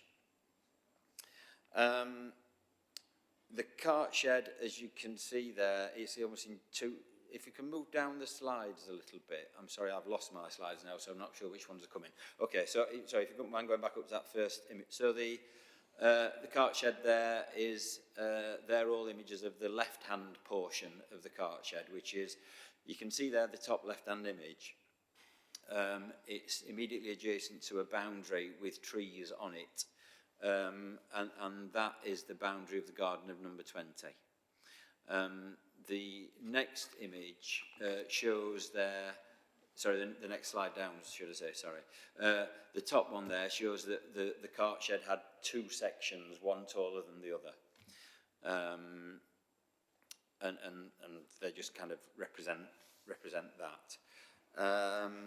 It lies adjacent to number 20, and then over the back of number 20, if we can go back to the previous slide, next one up, please. I'm sorry, it might be the next one up that's better, easier to show.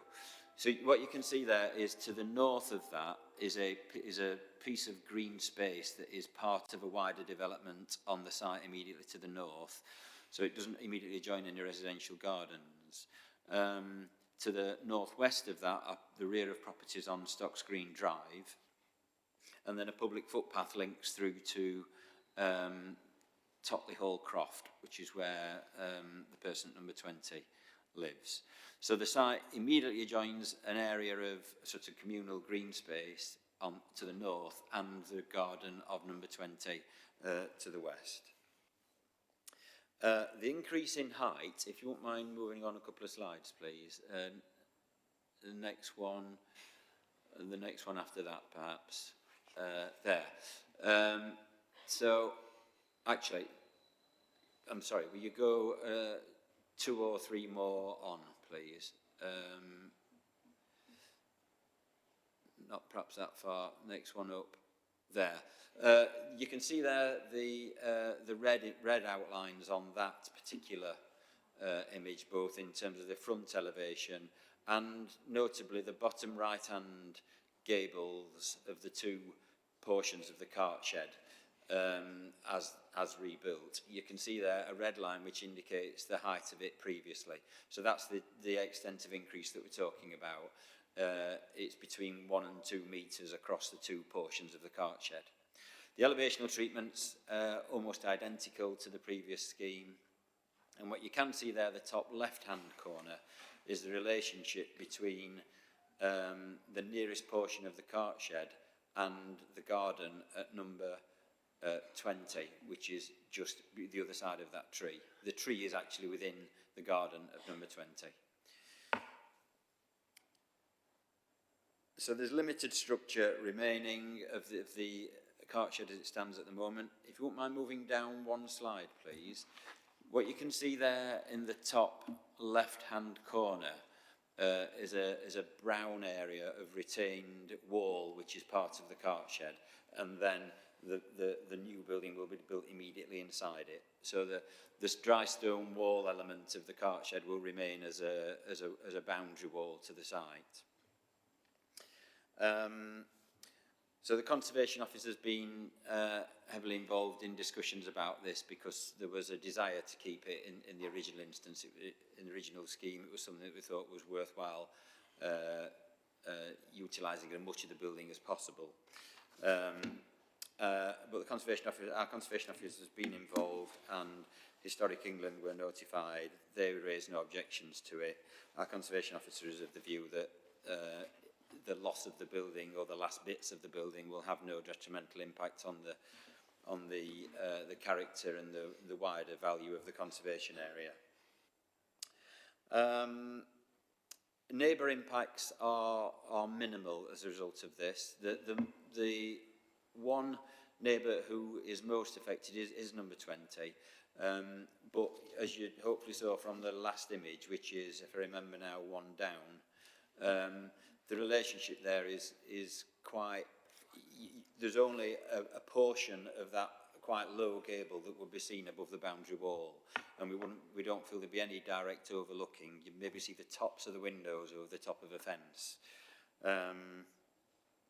No additional impacts on the trees. The trees were all catered for as part of the original scheme, and this doesn't change that.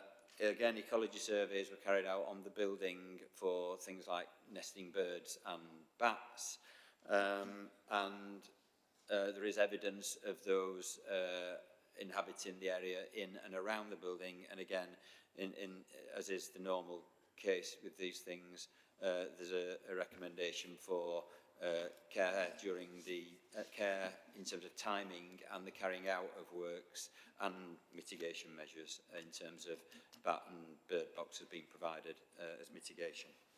So that's it, Chair, and it's a recommendation for approval.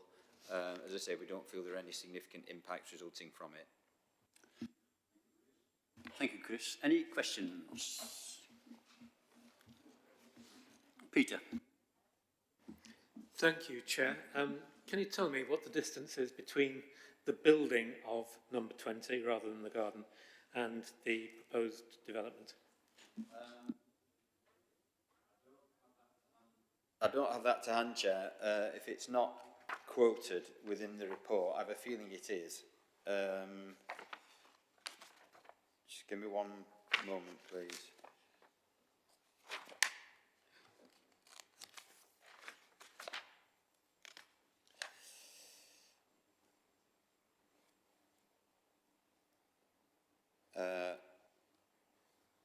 Yeah, page 109, Chair, towards the top. Number 20 Totley Hall Croft is located immediately to the west. The separation between number 20 and the building would be approximately 18.5 metres. Any other questions? Yes. Yes, Chair. And I do remember the site visit and the discussion at Planning Committee for this last time. Sorry, Councillor Davidson. Just saying, I do recall this site. So could you just check in terms of, we're just talking about the cart shed, and we're just talking. So previously we agreed we were going to demolish it, we were going to convert it on the same footprint and the same height, and this is demolishing it, building on the same footprint, but going about 1 to 1.5 metres higher. That's the difference. That's correct, Chair. Yeah. Anybody else for questions? Any comments? Peter? Yeah. Sorry, I've just caught between you saying questions and comments there. So it is a question, and it's to do with actually, it's not about this particular application, but it's something that stems from it, which is, can we have a compass which shows the directions on each of these site plans in future? So it's just a I assume North always at the top. Yeah, so I want to know where southwest is, for example. So if we could add that onto it, that would be helpful. Do I have any more questions? No, but I have got a comment. Okay, so a comment is, I am really disappointed about this. It's an attractive heritage building that's been left to become structurally unstable. And I think some real character is going to be lost from the conservation area. Particularly as there seems very little character to the new buildings, in my opinion. Anybody else? Okay. Sorry, Andrew. Yes, Chair. I mean, I'll be reluctantly accepting the officer's recommendation. I felt we did most of the arguments last time, and you know, I think when developers get on site, you know, clearly there are always challenges. The more important parts of the overall development have been kept, and the key characters of the conservation area will be kept. You know, I completely understand what Councillor Holmshire is saying. It's disappointing. It's always disappointing when, you know, when planning officers, you know, agree a scheme and members look over it, and then, you know, 2 or 3 years later, when they get on site, that's not achievable. So it is frustrating, but I think in the circumstances, I will be voting with the officer's recommendation. Anybody else ready to vote? Okay, I'll take one in turn, starting with Peter. Yes, reluctantly, I'll be accepting the officer's recommendation on this. Yep. Brian? Yes, I echo that. I will be accepting the officer's recommendation. Chris? For the recommendation, Chair. Ira? For the recommendation, Chair. For, Chair. Peter. Diane? For the officer recommendation, Chair. For, Chair. Drew? For the officer's recommendation, Chair. Bob? For the recommendation, Chair. Richard? Yeah, for, Chair, thank you. For, Chair. And Gary? Well, yes, Chair, it's for, but I just want to say that the amount of officer time, what's gone into this, it's come out well, thanks. You've missed observation. Okay. And I'll also support it. That's another unanimous decision. Thank you. Does people mind if we have a 5-minute comfort break? Just for the mitigation, we're following the COVID rules to the letter, and the windows are open, and it's bloody freezing in here, and it's having an effect on my waterworks. So if we could reconvene at 4 o'clock. Thanks. So much detail there, Peter, that I agree with. Thank you. Break, and welcome everybody back. We now move on to item 10B, which is application, 10C, which is application. I've done that one as well, haven't we? It's 10D, I'll get it right in a minute. 2 Rotherham Road. It's a terrible thing getting old, isn't Shut it, up. Peter? On 13919 full. And it's 2 Rotherham Road, Hansworth. And Lucy's going to take us through it. Thank you, Chair. So this is for the demolition of existing buildings on the site and for the erection of a food store, which is use class E, and obviously with associated access, parking and highway improvement works to Rotherham Road and Retford Road. Chair, I'll just take you through the supplementary report first before we go through the main presentation. So that's supplementary report number 1 on your papers. Just a revised condition number 2, there's a slight revision, minor revision to the external works and boundary treatment drawing, so the reference just needs to be altered to revision C8 rather than C7. Also to report an additional representation from Rotherham Metropolitan Borough Council. They've reviewed the additional information that was submitted by the applicant in relation to the inclusion of Waverley in the sequential and impact tests, but they maintain their objection. They still don't consider that it has been fully assessed, as there may be potentially suitable sites in their view at the proposed Lakeside local centre. They also consider that an impact test should be undertaken for the 2 centres proposed at Waverley, so that's Lakeside and the Highfield Centre, on the basis that the proposed retail development as a whole. So they should be using figures from other existing similar centres to check that, since the occupants of the developments are not yet known. Chair, in response to that, we consider that these issues have actually been covered in detail in the report that's before you. In particular, we've reviewed the information in relation to the Highfield commercial site at Waverley, and we note that the extant permission is not being pursued as it is not commercially viable. And this is clear on the planning statement that accompanies the most recent undetermined application, which actually includes a discount food store at the Highfield site. Just, Chair, in addition to that, that's not written in the report, but we confirm that the impact on that site, the Highfield site, has been based on the impact on the discount food store in particular, rather than on the other 17 smaller units that are proposed at the Highfield commercial site, because they range in size from about 32 to 224 square metres. So they are not like-for-like tests that we can look at. So the impact is judged to be minimal on those because they're not on a like-for-like basis. So we think that judging the impact on the proposed Aldi discount retail food store at Highfield is the proper way to go on this. It's also reasonable to conclude in terms of the sequential test, in our view, that the Lakeside Centre is not reasonably available as it's not yet being marketed. So that's at the far end of the Waverley site, the part that hasn't been developed at all yet. So this means that for us it's not really possible to assess any impact with any degree of accuracy, as it would be entirely hypothetical because there's no development at that point yet. It's also of a much smaller scale and can't accommodate the development that is proposed as part of this particular application. So we don't think that it's credible that it could accommodate a discount food store, particularly as one is proposed already at the Highfield commercial site. So we think that the Lakeside will be much more leisure-based and much smaller units. The Rotherham Metropolitan Borough Council say that the impact on all retail elements within the two local centres at Waverley should be assessed, as it can be assumed that a local centre will sell and provide goods and services for top-up shopping to meet day-to-day needs. And we recognise that Lidl offers a very limited range of non-food drink items, and that represents a small ancillary part of the range of goods sold at that store. So in our view, its small scale is at such a level whereby it would be unreasonable to assess the specific impact of that particular ancillary shopping function. In addition to Rotherham Metropolitan Borough Council, we've had additional representations from local residents. We've had 3 in total.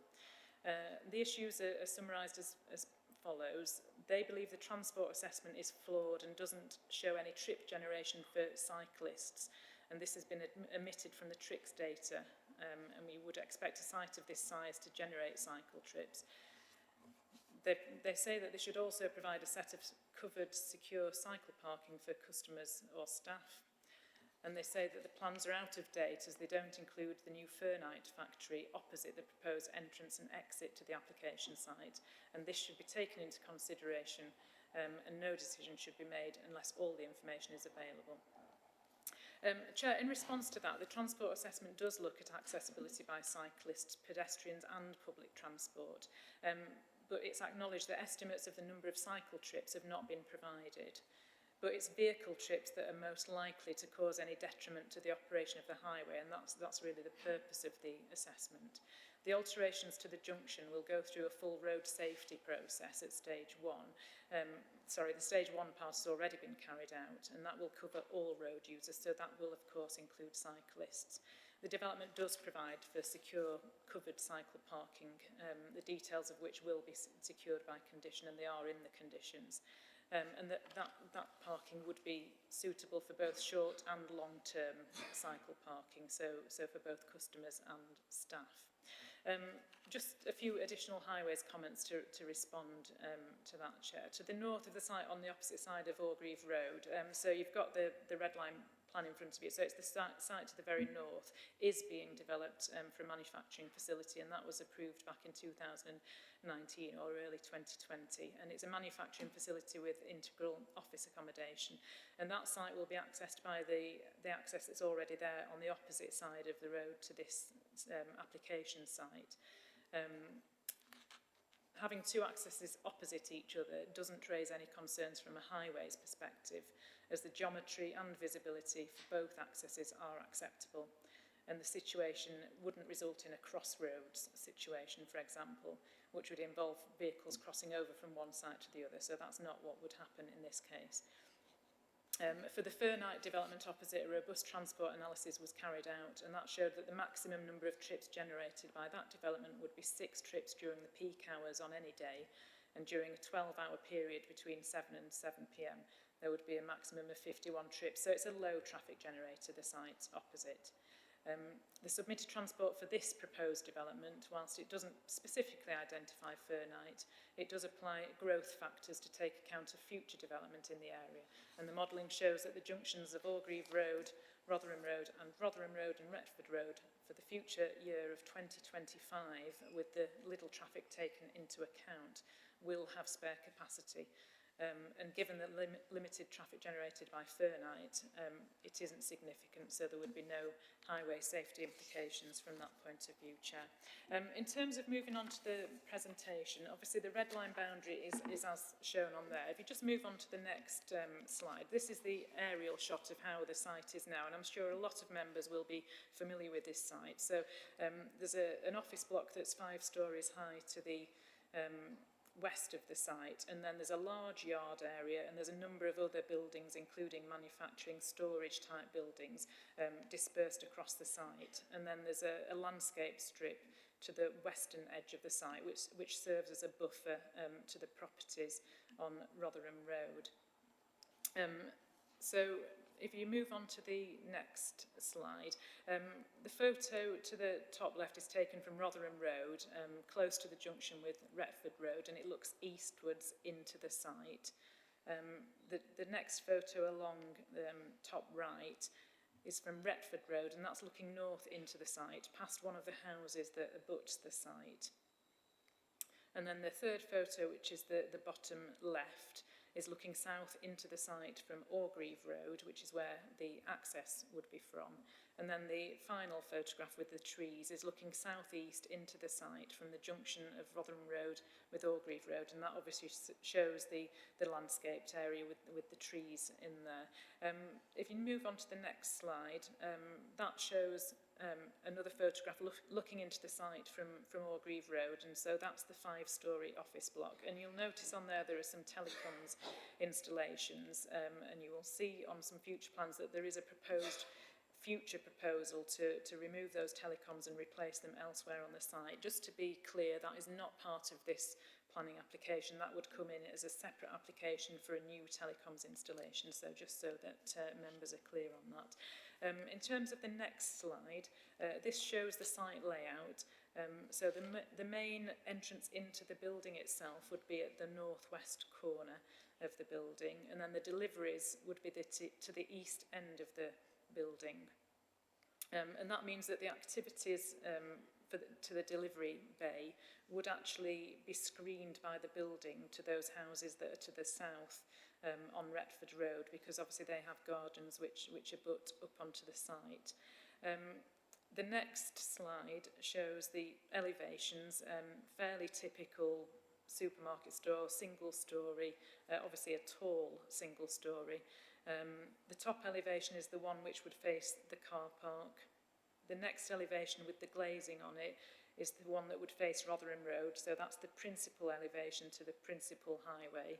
The third elevation down is the rear elevation, so that's the one that would be on the boundary with those houses to Retford Road, but there would be a landscaping strip in between. And as I say, because of the position of the building, that would in many ways screen the activities of both the delivery bay and the car parking area, so that in many ways is a benefit, given that those properties at the moment have a mixture of yard and quite tall office building, and it's not a particularly attractive environment.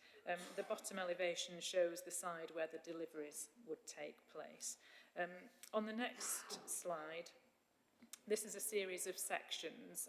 So the top 3 sections show the north to south land levels.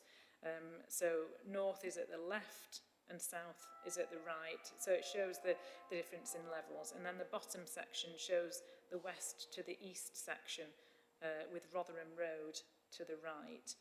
So it shows that the site is at a lower level than both Rotherham Road and Retford Road, so the building would sit down in the site.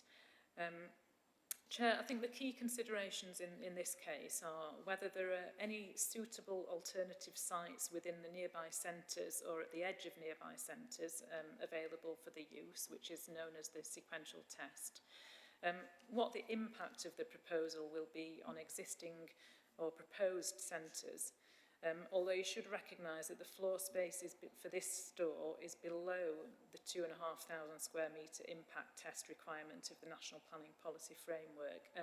So in total it's 1,900 square metres with a trading floor space of just over 1,200 square metres.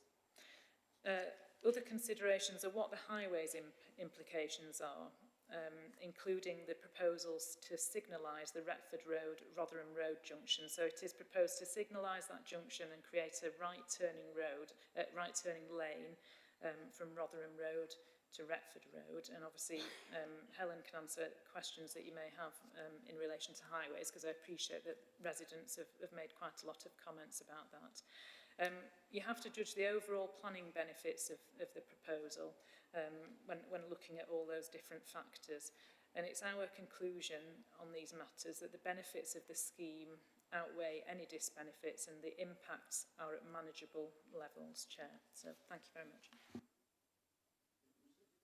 Sorry, thank you. We have one speaker in favour. Please.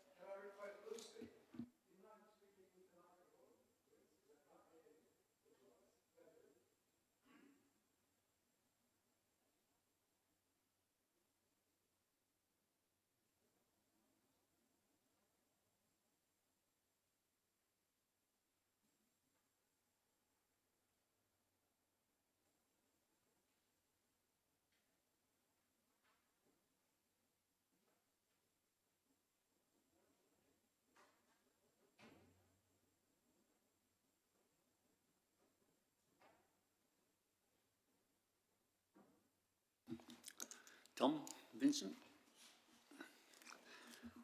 welcome to the planning.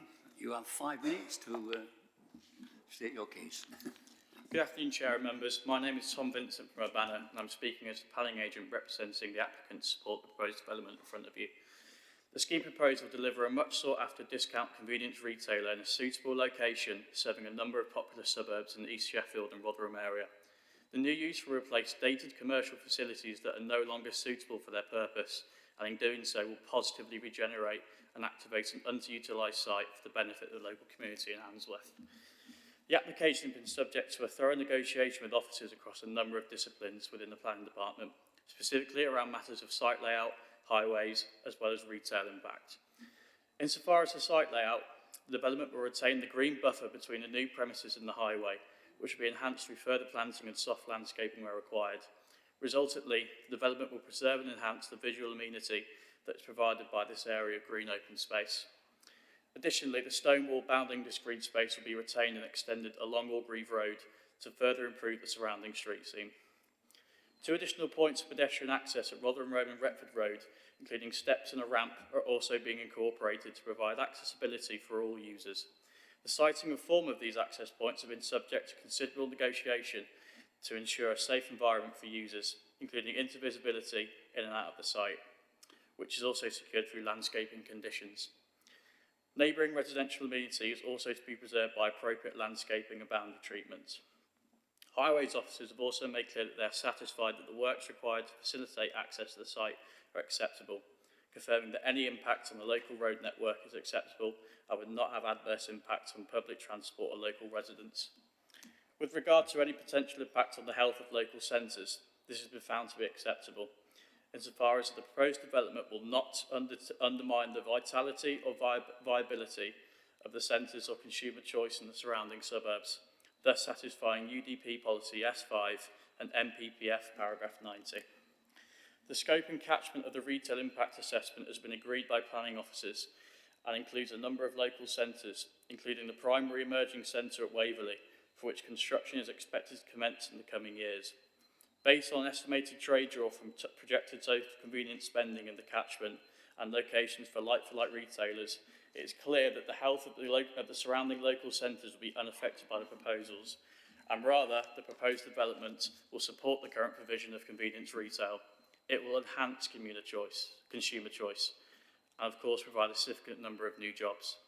It should also be highlighted that the assessment has been based on a worst-case scenario, using higher expected turnover than expected from the proposed discount retailer to measure trade and draw impact, meaning that the actual impact from the proposed operator will be even less than already shown to be acceptable in the impact assessment.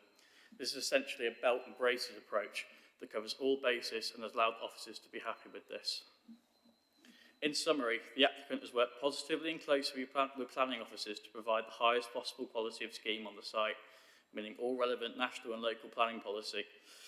The new use is a clear improvement on the existing premises, being a more appropriate transition from an industrial business area to a residential area and providing an active community use and many new jobs.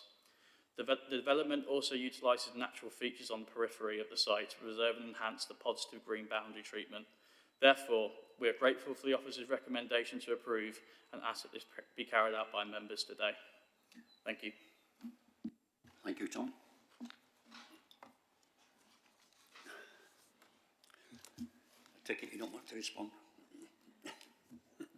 Chair, I don't think I need to respond. I suppose one of the only other things I would mention is that when you're looking at the retail impact, obviously one of the things that we have to look at is the potential projected increase in population and the increase in spending power that brings. And obviously that is put into the equation, and it is expected that the population will increase in this area as well. So you have to factor that in as part of your decision making as well.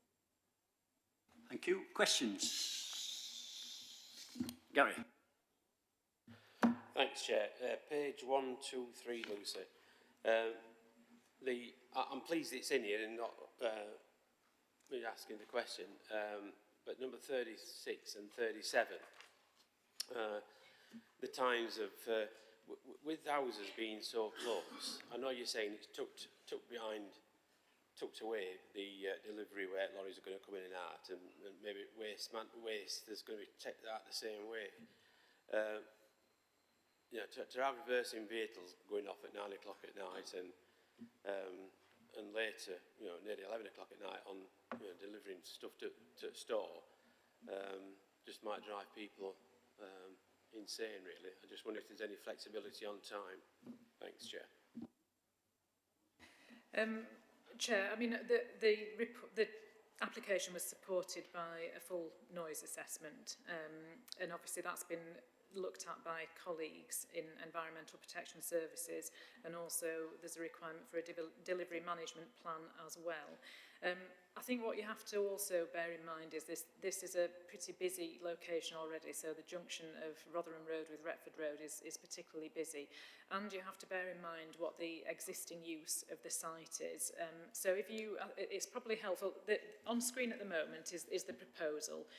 So the houses that you're talking about, Councillor Wetherell, are to the south, and that green area in between will be landscaped, so there'll be some supplementary planting in there, and obviously then the building screens the activities of both the delivery bay and the car parking area. If you go back to one of the first slides, which is the aerial view of the existing site, you can see actually there that those houses back onto yard areas, to industrial buildings, that's an unrestricted site completely.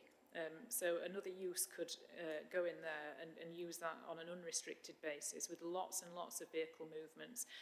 So it's about getting the balance right, and you're right to raise those concerns, but the application was supported with a full noise assessment. Environmental protection officers are satisfied, but there also will be a delivery management plan as well. So I think we're satisfied that, whilst it's an important issue, we're satisfied with that condition as it is. Okay, anybody else questions? Any questions? Thank you, Chair. I mean, I know we've talked about landscaping on the site, and it looks quite comprehensive. Can I just ask that we make an emphasis in the area between those houses on the south and the back of the food store, because they're not very prominent from the street, but they would make quite a big difference if it's done correctly to the residents of those properties. Thank you. Chair, there's obviously no problem with that whatsoever, and that's what we are conscious of. And condition 26 indeed talks about biodiversity enhancement measures as well. So there's landscaping and biodiversity enhancement measures. So we're in consultation with our landscape colleagues. We fully intend that area would be a much more attractive setting for those houses than it is now. Okay, any comments? Ready? Yes, Chris. Chair, I welcome this. I think it's a great use for the land, getting a food store in that area again, because just across the road was the original Asda's where they filmed the Full Monty. So they're not going to get as many cars as used to go to that building because it's not as big. But I do know some people in that area have always lamented the fact that they haven't got that convenience and that they've had to travel further afield to get the food provisions. So I'm welcome a food store on that site, and I think many people in the area will. Thank you, Chair. Thank you, Chris. Any observations on Madam? Okay. Ready to vote? Sorry, you want to? Sorry. That's fine. I just wanted to make a mention about robust boundary, which is mentioned within this, and I want to know what robust boundary meant. Is it a natural planting, or a hedgerow? Is it a wooden or a metal fence? Is there any more detail that you have on that?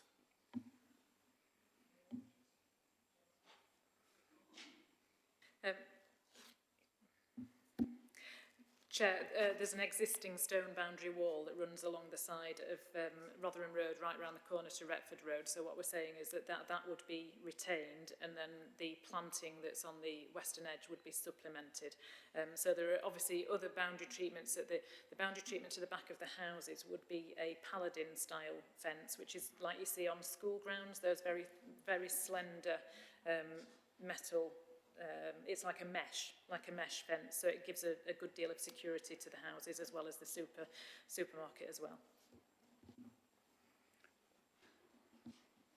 If I could just follow up on that, is there any potential for putting hedgerow in there as well? Because it would soften the impact of that to no extent. Chair, I mean, we can consider that as part of the landscaping scheme. We can't insist on that. It's not an absolute proposal, but obviously we can insist on a landscaping scheme and biodiversity enhancement. So I can certainly take that on board with the officer that's dealing with this application to see what can be done. But I can't guarantee that there definitely would be a hedgerow. Go on, quickly. Yeah, we're moving on to the vote, I understand. So what I wanted to say as a comment in prior to that is in connection with the my thoughts about this, which is that the transport assessment, in my opinion, is flawed. It doesn't show any trip generation for the cyclists, and there are a lot of people living within a short distance.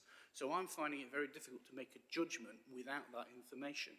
So I will be abstaining on this application.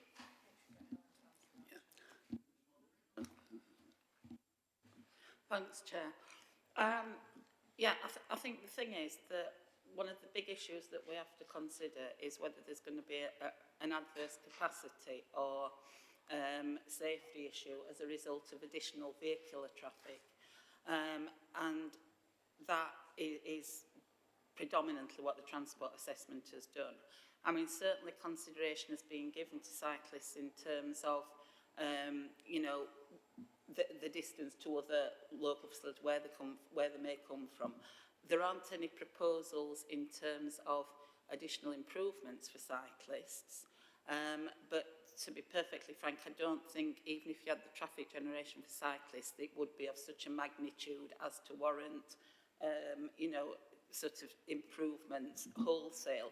What I can say that is in terms of the alterations to the highway, so in terms of the signalised junction that will be proposed, we will ensure that all users are fully accommodated within the detailed design. At the moment, we just have a general arrangement of the principle, but as I say, the detailed design will ensure that all users are fully accommodated. Thank you, Chair. Ready to vote? Move to the vote now. Right. Peter. For. Brian. I shall be abstaining on this application. Thank you. For the application, Chair. For, Chair. Right. For, Chair. Dan. For the office recommendation, Chair. For, Chair. Andrew. For the officer's recommendation, Chair. For the recommendation, Chair. I'll support the officer's recommendation, Chair. Alan. For, Chair. For, Chair. Gary, for. And myself, for.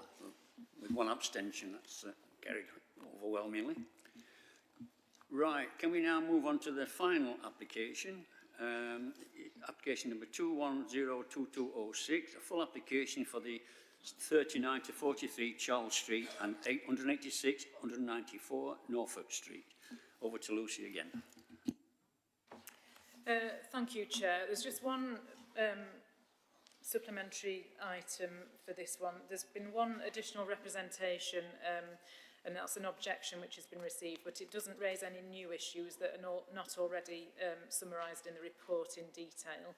And then, Chair, just spotted an error on condition 26, and that the reference in that condition should be to conditions 28 and 33 and not to numbers 27 and 32. So I just spotted that error that needs to be corrected, Chair. On this one, I'll run through the presentation first and then talk a bit more about the scheme. The red line boundary of the site is shown there. It's at the junction of Charles Street and Norfolk Street, so it's diagonally opposite Howden House, so most members will be very familiar with the site. If you move on to the next slide, this shows the aerial image. Again, most members will be familiar with this site. And in the remainder of the block, there are some historically significant buildings. So it's only this corner of that block that is not historic. So we've got Barona House, we've got the Prudential Assurance Building, which is the listed building that's in the block. And then we've got St Paul's Parade. So they are all very important buildings in the city centre conservation area. And this site is at the very edge of the conservation area, so that conservation area boundary goes down Charles Street and up Norfolk Street. So it's just within the conservation area, but it is in the conservation area. So, as I say, the nearest listed buildings are Prudential Assurance, which is the corner building, which is the one that has the Costa Coffee store underneath. Some of you may remember it had Laura Ashley many years ago. So it's that impressive building, which is the tallest one in the block, which is listed. The other nearest listed buildings are the Citadel, which is obviously some distance away, kind of diagonally opposite on the other side, but doesn't really impact, in my view, on this particular site. And then the Town Hall that we're sitting in at the moment, which is across the Peace Gardens, but you can't directly see it from the application site. If we just go down to the next slide, the next couple of slides show the views basically from Howden House. So it's that modern office block that we're talking about as the redevelopment site, and then on that you can see Barona House is just to the left-hand side, the red brick building, and then you've got the modern St Paul's Place, number 3 St Paul's Place, on the opposite side of Norfolk Street. If we move on to the next slide, there's just some images from inside, and obviously that was very helpful to the members that did come on the site visit. The reason we went on the site visit for this one was to look in the courtyard, because that is the critical issue in my opinion. So the top left is the view of the back of the existing office building that's proposed to be demolished. The top right is the view really of the worst affected residential properties. So those 3 balconies that we observed that are in Barona House, they serve living rooms which only have their aspect onto this courtyard at the rear. So they're not dual aspect, so they don't look out onto Pinston Street at the front, they only look out onto this back.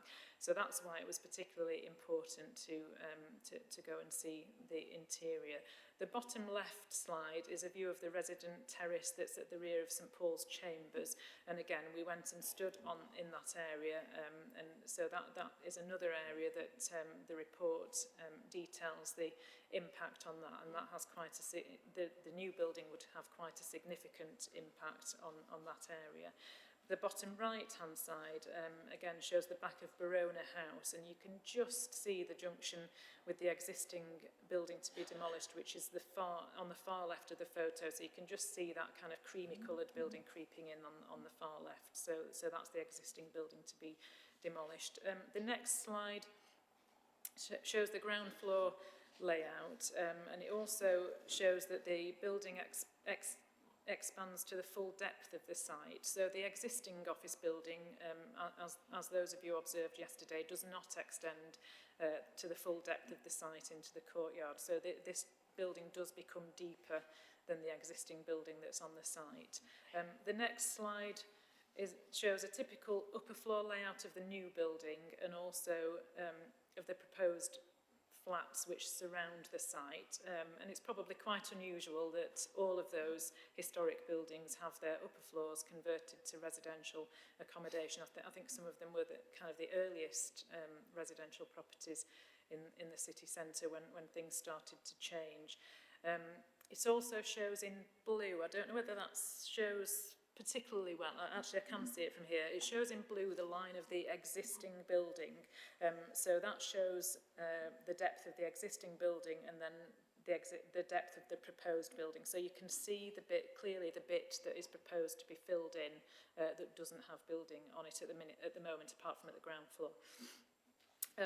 So the next slide shows the elevation facing towards St Paul's Chambers. So when we were stood on the terrace area, this is part of the view that will have the most impact on residents that are in St Paul's Chambers, and it will be different. I think the thing that we all observed was that the filling in of that gap means that skyline that is enjoyed from that terrace at the moment is no longer there. So we have described that in detail in the report, and that's a really important consideration for you to consider here today.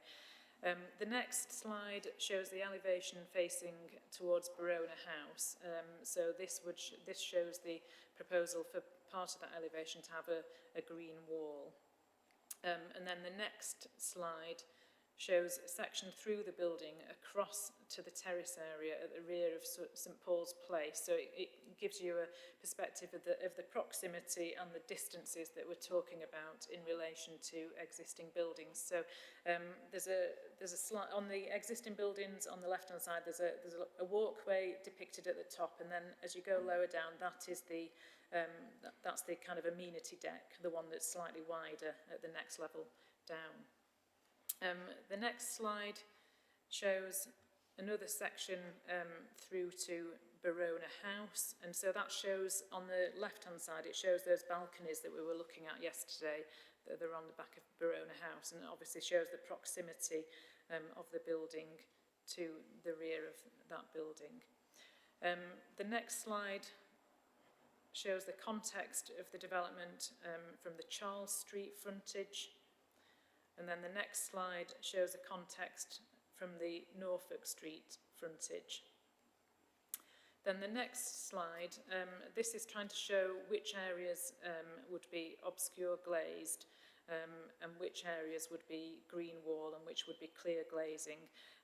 But you need to, the extent of the obscure glazing would be greater than is shown on those images now, as required in condition 31, because we've specified that some additional windows would need to be obscure glazed to protect overlooking of residents. So there would be slightly more extensive obscure glazing than is shown on there.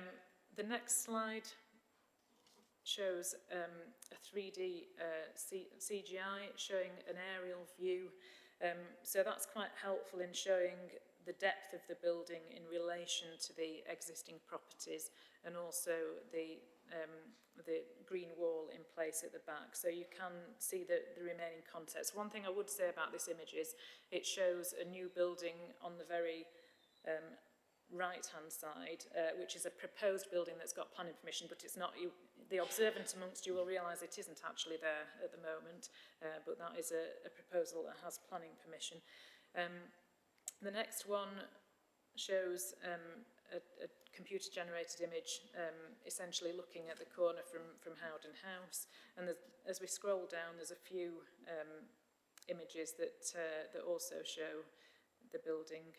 So there's another one looking down Norfolk Street. So that shows the glazed intersection between the old building on Norfolk Street and the new building. So there is a step in height. So the glazed element is where the step occurs.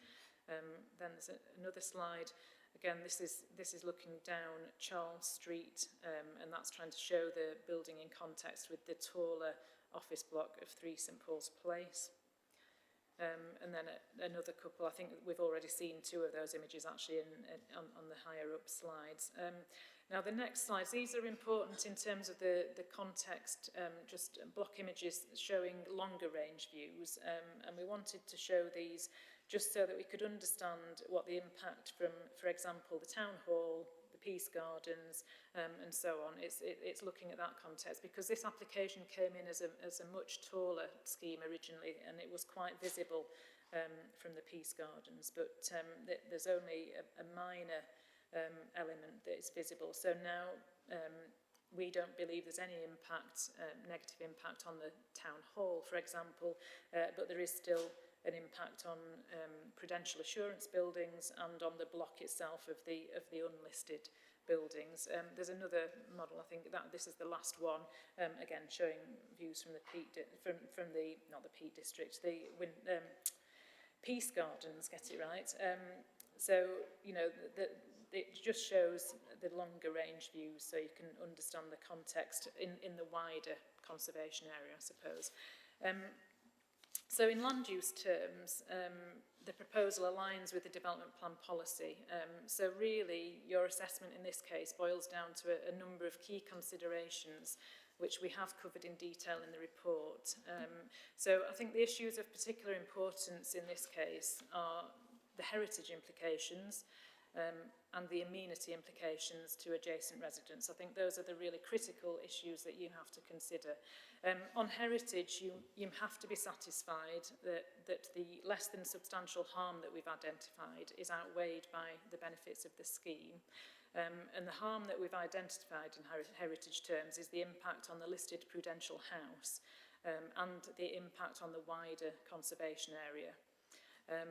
But we've identified the benefits, and these are significant in our view, and that is that there's the provision of an efficient net zero carbon building with sustainability credentials which are well in excess of the council's policies, the provision of Grade A office space, of which there is low supply, and also a recent employment land review, which was updated in September 2021, does support this view. So that's a report that the council has had done. So that's post-pandemic, if you like. I mean, we're still in the pandemic, but it's since the worst effects of the pandemic. Obviously, the provision of a high travel generating use in a highly sustainable location is important. There are clearly employment benefits, and we believe that the high quality design will improve the appearance of the site. However, there are obviously amenity impacts, and they are considerable. So in particular, these impacts are worst in relation to the 3 apartments in Verona House, whose living rooms and balconies face the rear of the new building. So those are the ones we've seen on the slides. And also to the outdoor amenity space and the 4 living rooms in St Paul's Chambers, which will have reduced light and outlook. And that's because the building, the depth of the building is being increased compared to the existing building. So it takes away that gap, if you like, that's currently visible. So we haven't tried to shy away from the fact that there will certainly be detrimental impact. So that's heightened by the depth of the block, filling that current space. So that element of the new building, that specific element that fills in that gap, will be particularly dominant in that aspect, and we fully acknowledge that. So what you must do, and what we have done, is you've got to balance this impact against the overall benefits that have been identified, and you've got to have regard to the fact that this is a dense city centre urban environment where living conditions are compromised on many sites. It is, of course, a fine balance, but we've concluded in favour of the scheme in this particular case. Okay, thank you, Chair. Thank you. We have 3 speakers, 2 against and 1 in favour. Can we begin with the people against? I think Mr. Bywater.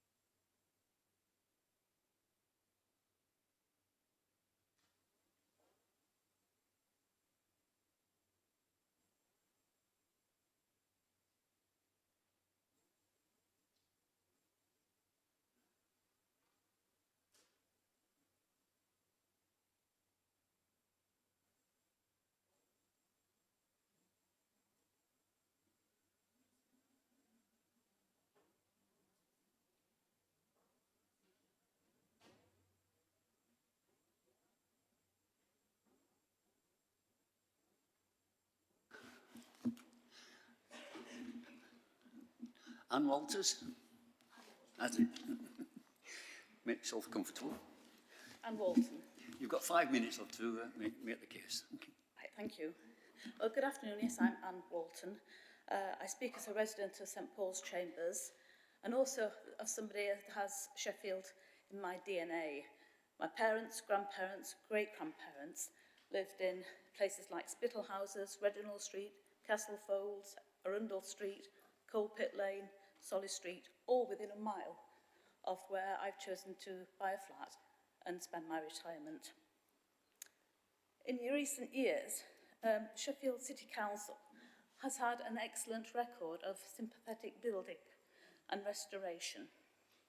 The transformation of Park Hill, the revitalisation of Victoria Quays, the Great Green Plan through the old slaughterhouse region, the Butcher's Works, Charter Square, Pinston Street are all positive advancements of city life. The plans for Lear's Yard, Bethel Chapel, Fargate and the Castle area are exciting, appropriate, people-centred and very Sheffield in character. However, this is not the case for the CN Tower, proposed in the city centre conservation area. The submissions, which I'm sure you've read from Hallam Historical Buildings, the Heritage England and the Conservation Advisory Group, are there for you to read. These are not merely the opinions of amateurs, but professional analysis, where chapter and verse is given for the basis of their objections. You have noted the design is unequivocally rejected by each of these organisations, and as residents, we agree. Please take seriously the findings of these experts.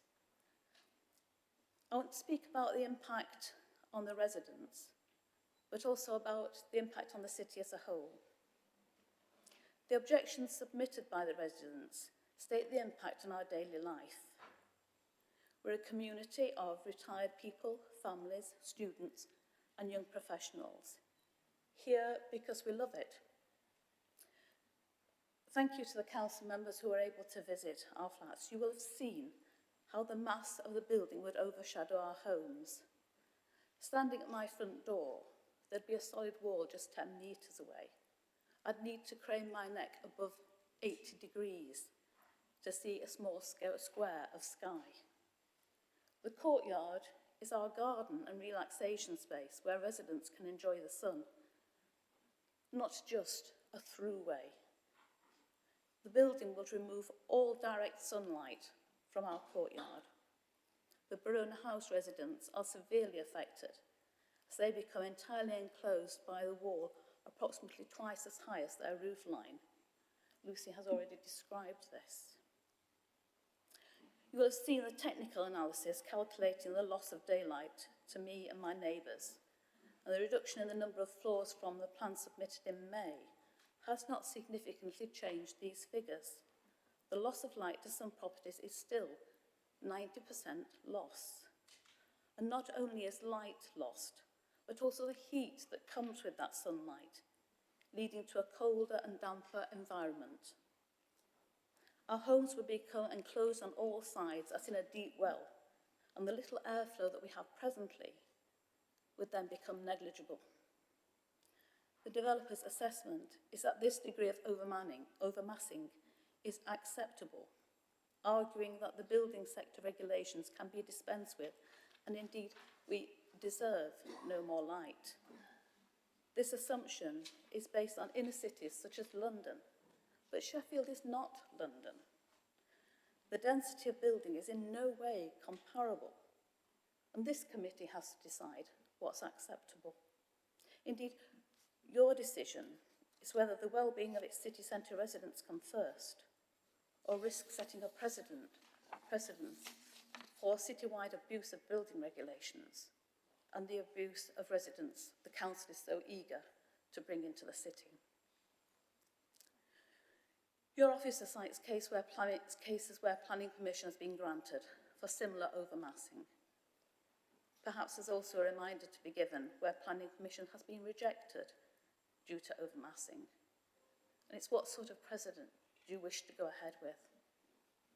Our concern is not only for the residents, but also for the city as a whole. Sheffield has a unique character, recognised by thousands who come as students and then stay to make their home here.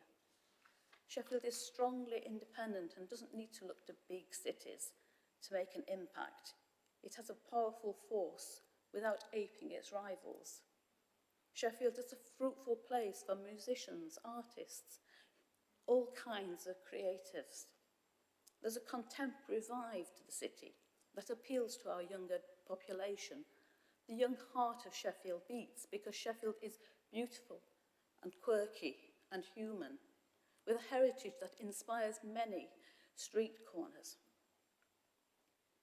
It's reflected in the council's decision to follow the medieval street patterns and rejuvenate such places as Lear's Yard. So let Norfolk Street be one of those corners. Don't put this particular building there. There are many places for office buildings. This building is out of scale. It does not fit. In Barker's Pool, you have placed a notice that reads, respecting the city's heritage, repurposing buildings, retaining streets, revitalising city spaces, creating new experiences in Sheffield, and many other inspiring words. Can I ask you to wind up, please? Yes, this is the last. Please live up to this. Don't let them just be platitudes. They have come from many long decisions in council, setting your forward plans. But CN Tower does not live up to this vision that you have set out. Please don't break the heart of Sheffield. Please reject this plan. Thank you, Anne. We have another speaker against. Stuart Bywater. Have a good one.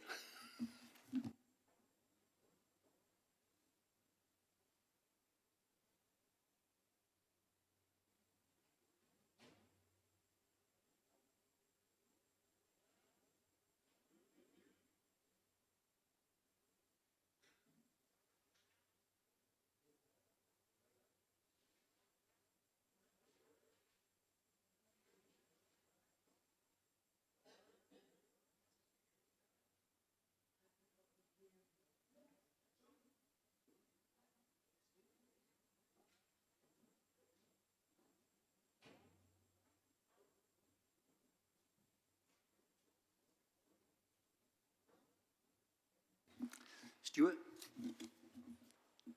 Stuart Bywater, come here. Welcome. You've got 5 minutes to put your case. Good afternoon. My name is Stuart Bywater. I'm a residential landlord of the St Paul's Chambers building. I've lived and worked in Sheffield for nearly 25 years, as well as raising my family here. As such, I have a tremendous affinity to the city. And although under your own rules of play, I will never warrant the title of true Yorkshireman, I can only but try. I very much appreciate the opportunity to speak today and do so not only on behalf of the residents of St Paul's Chambers, but also those of Waterhouse and Barone House, with whom I've had numerous discussions. That's a Prudential building. Can I say, as residents, we welcome the redevelopment of the city centre. We accept that the building on the corner of Charles Street is dated, but simply want any changes to be the right ones to enhance the very important strategic corner of the conservation area. The number and diversity of the objections to this building are enormous. They have come from residents, people who use the city centre, businesses and experts in heritage and archaeology. The objectors are all ages and gender and can comfortably be described as from all walks of Sheffield life. We note that the answers to our objections are such that changes have been made to accommodate our concerns. However, the redesign has not altered the key factors. The figures calculated for the dayline reductions have not changed and remain catastrophic for far too many residents. As Anne has already established, the description not too overbearing seems frankly ludicrous. Given a 7-storey building, so in effect a 75-foot wall is being built less than 30 feet away from our homes. Sorry to be facetious, but if it's not overbearing, I'd be intrigued to discover what is.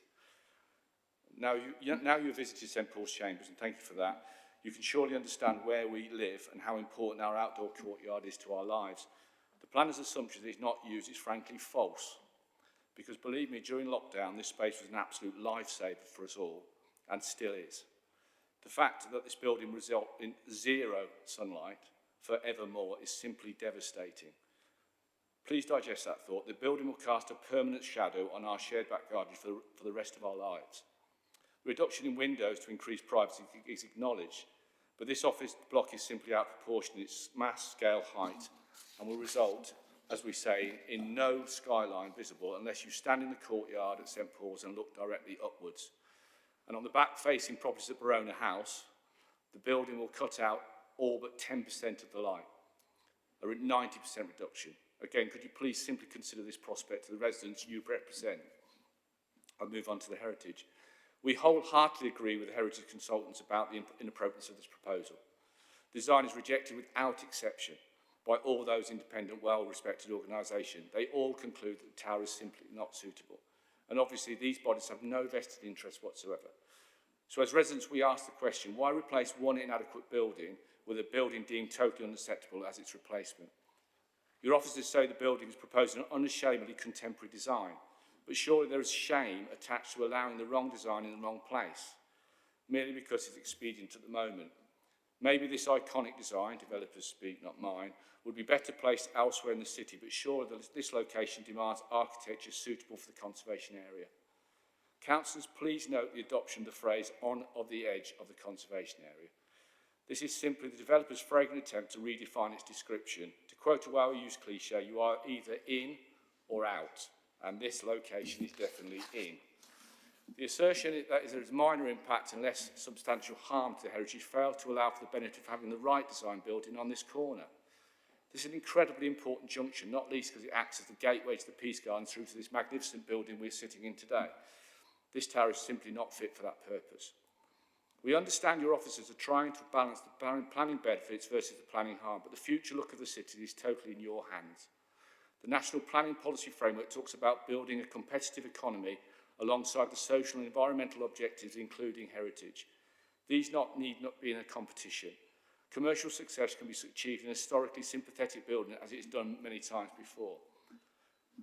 I would ask you to ask yourselves, because I suspect I might be running out of time here, about the actual green credential of the whole project. Do we really need to be, as a city, to be demolishing buildings when more environmentally friendly options exist?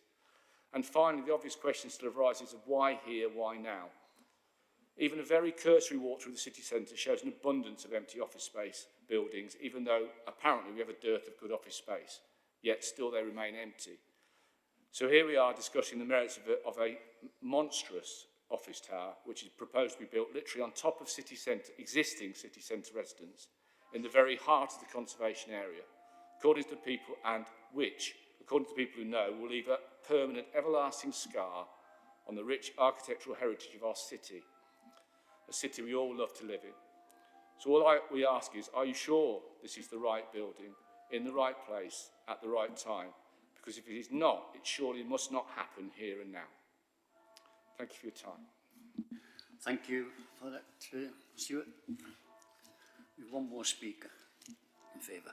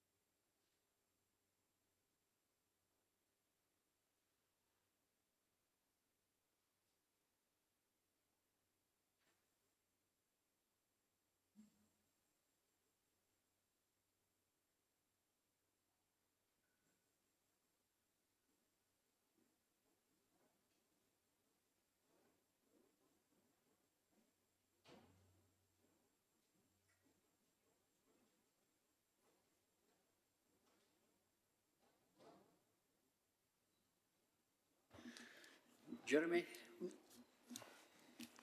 welcome to the planning meeting. You've got 5 minutes to put your case in favour of the application. Chair, members, my name is Jeremy Williams and I'm a Director of ID Planning, acting for the applicant. The proposals before you have been the culmination of many months of discussion with your officers and listening to concerns raised by local residents and other parties.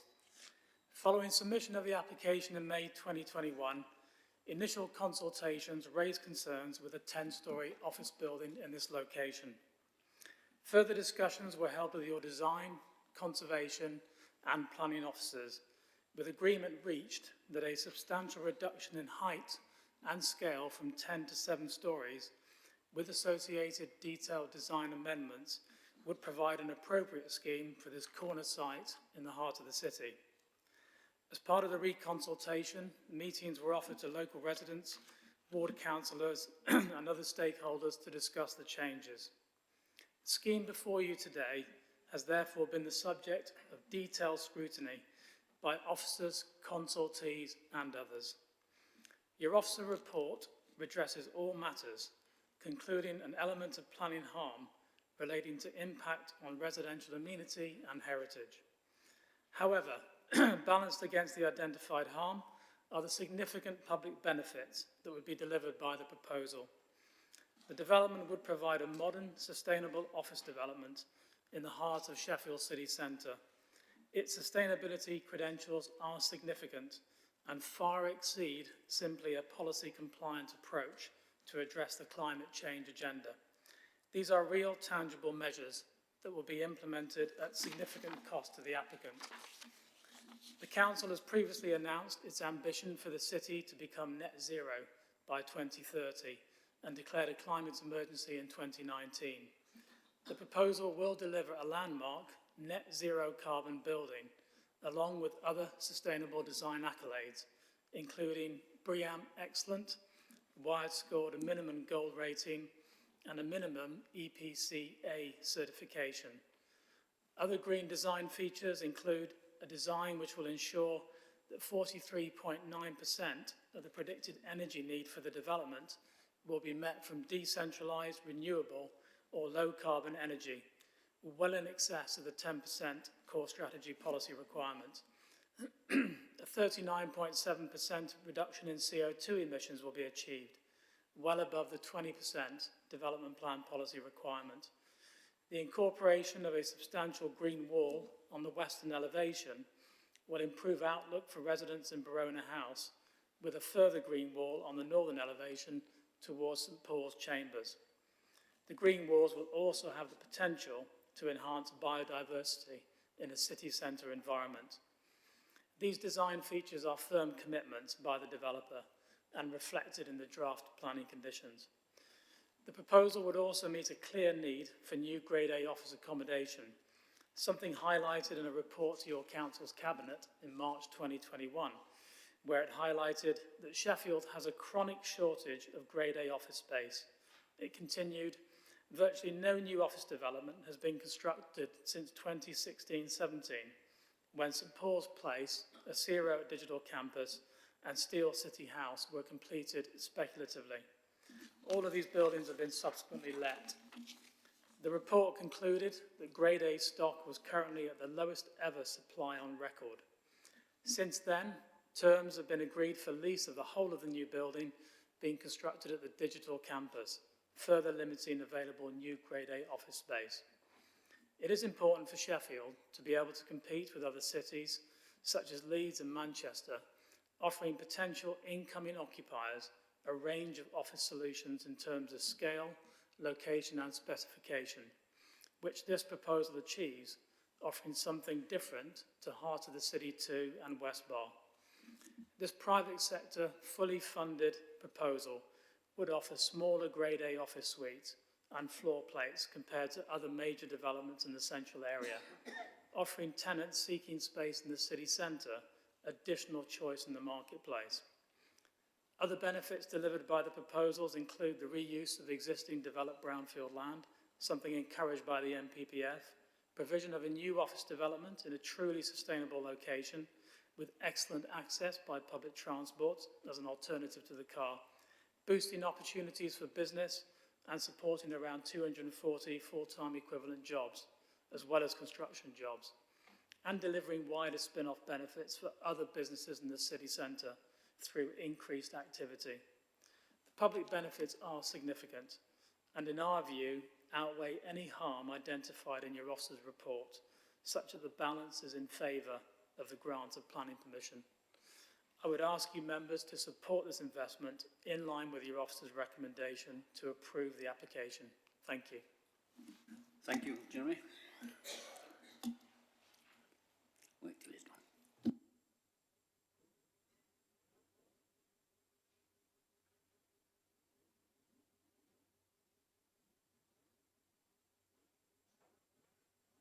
Okay, Lucy, do you want to respond to all that?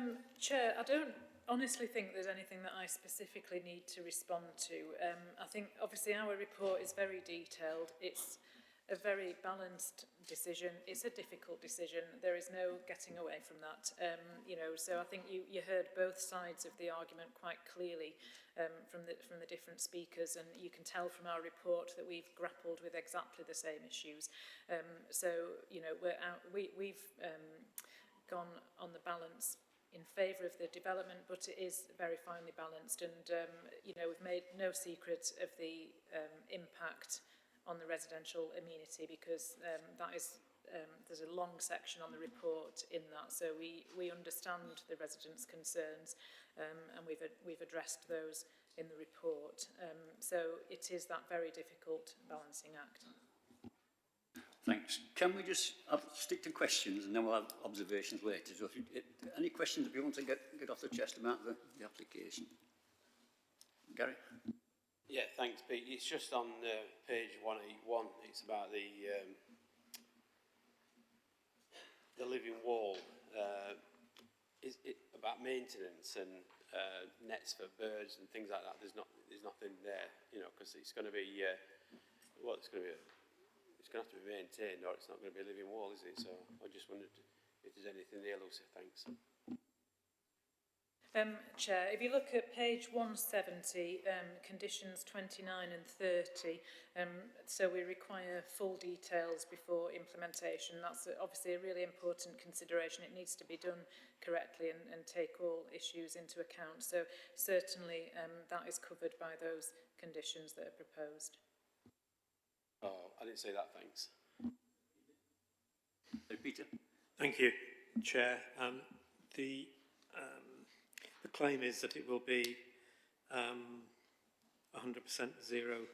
net zero, and yet in his presentation he said 39% reduction in CO2 emissions. Where's the other 61% reduction coming from?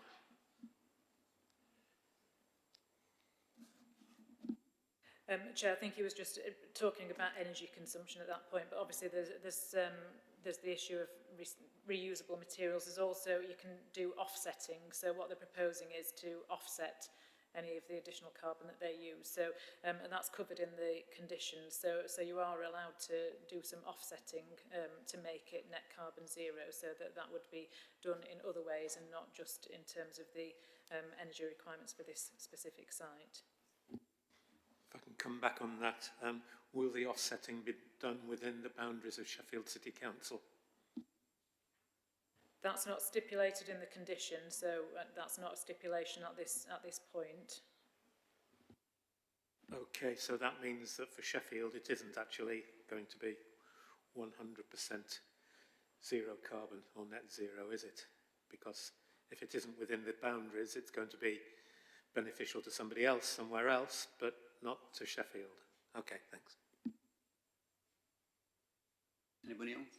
Okay, on to observations then. Right, Peter, you kick us off. I've got three, really. Yes, we may well have an office shortage of Grade A office space. It's a possibility that a lot of that will be filled with the heart of the city developments. The point is it right in this place, and is it right with this design? I can't actually see that this is right if it's going to be depriving people of sunlight and warmth. Everyone needs light in their homes, and these people have been living there for a long time and expect that to continue. And I think it's absolutely dreadful that we're even considering anything like this. The other thing is, it's completely the wrong design. This is right on the boundary of the conservation area. It just doesn't fit with the conservation area design. So from that point of view, I suppose you'd call it a heritage point of view, I think the design of the building is just very, very wrong. So really, yes, we may well need office space, but I think this could be achieved in this position with a different design that was smaller and didn't overpower the adjoining buildings in Verona House and St Paul's. Okay, thank you. Thank you, Chair. Tricky, this one, in my respect, because what's there now is fairly shocking, and so anything would be better virtually than that. I take on board that we need office space. I take on board, I have less of an issue with the design than Peter does, but I can see why he has that, because it is a conservation area. This building has a lot of benefits. However, I really don't think they outweigh the terrible impact what is in the application for those residents. I mean, I went on the site visit, and the pictures that were taken, and we've seen today, of the inside courtyard, do really not capture the closeness, the claustrophobic effect of that area. And when we were standing there seeing the bulk of that new development going there, it would be incredibly detrimental. There has to be a better way. There has to be, take all the benefits of what they're suggesting for this building and just make it more compassionate for the local residents. So I will not be supporting this application. Anne? Thank you, Chair. I like this building design. I think it's really striking design for a prominent corner, and I have no problems with it being in the conservation area. I also like the building's sustainability credentials, but I do struggle, I have to confess, with the impact that it will have on those three residents within we looked at their balconies in, I believe it was Verona House. So I'm struggling, and I'm sitting here quietly thinking. Thanks, Chair. It's clearly not an easy decision. And in a sense, we're a victim of our own success, because by redeveloping the other bits of that site as residential has made it harder to develop the final bits of the jigsaw of that site. And clearly the lead into the town hall, and the town hall is such an important heritage asset to the city, and therefore the vision to that. I'm somewhere in between Diane and Richard in terms of my view of the design. If it was in another site, I think a lot of the design is quite good, and I think there is an argument to continue to provide high quality new office space of good environmental standards. So I think that's the positive. I struggle with the curves relating to that late Victorian feel of the rest of the conservation area, but what's currently there is awful, and as others have said, we need to get rid of it at some point. It comes down to we haven't persuaded any of the heritage organisations to like this new revised plan. So we've got English Heritage not liking it. Historic England not liking it. We've got the Hampshire Historic Building Society and their own conservation advisory group, and they've all looked at this revised plan and they all say it's not acceptable on heritage grounds. So if that was the only thing, I think it would be a marginal decision. But I think, as others have said, it's just the current tenants that we are depriving them of light, we're depriving them of the views they've enjoyed, we're depriving them of the way they've used that space. And I just can't see how that can be the right decision. We must be able to get a development that is smaller in scale, that is slightly lower and doesn't impeach so much on the courtyard. And for those reasons, Chair, I will be voting against the officer's recommendation. I visited the site and I found it potentially very cramped and overshadowed. I looked at the heritage and conservation information. There's a large impact on the conservation area and the setting of the Prudential House. That's mentioned by all the heritage organisations. All of them mention this. But mostly, I really feel it's not okay that city centre residents at St Paul's Chambers and Verona House have to put up with poorer standards than we would expect from people outside the city centre. Their well-being here is being ignored when these type of tall blocks go up. Access to the existing residents' light is being restricted by them being hemmed in. There's far more overshadowing, density of building, noise pollution and light pollution and overlooking that happens in the city centre. Far less open green space that's accessible. It wouldn't happen in the suburbs, so why is it being allowed here? And I think Anne Walton makes a really good point when she says where her family came from. So people in Sheffield moved out of poor quality housing in the 1920s, the 1930s, so that they could have a better life out of the smoke and the gloom, just like my family did. And I'm not going to vote to bring in those conditions by limiting their light once again. So I'm going to vote against this. Zaira? Thank you, Chair. Chair, I'm also finding this very difficult. I totally understand the need for high quality offices in the city centre, but it's going to have a very detrimental effect on local residents. And like colleagues have said, people need warmth and light. And I just don't think I can support this application. Thank you. Thank you. Anything else? Put my two-penny thing. Sorry, it's you. Come in then. Thank you, Chair. Yeah, I'm pretty much echoing what people are saying around here. It's, you know my views on the city centre now. I think it's appalling, frankly. There's no sort of joined up thinking in how buildings are put together and how they're lined up.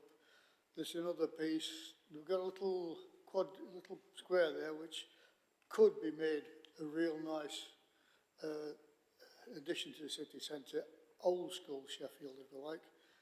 Although I agree the thing that's there now is not very nice. You know, nobody could really like it. It was cheap and cheerful put up then.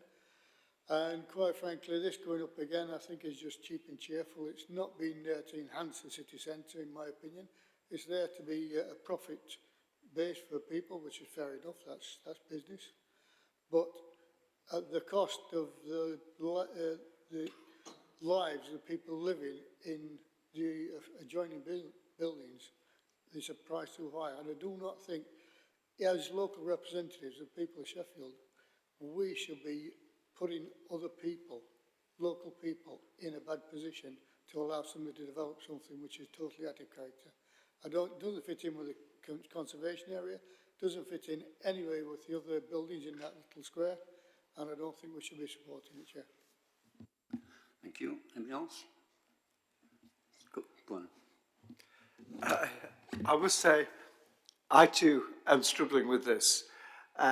First of all, the existing architecture is very low quality, and the buildings are probably at the end of their life, and it just needs some reviving. The problem that I find is very similar to what has been said already about the discomfort this larger building will cause to those residents who live nearby.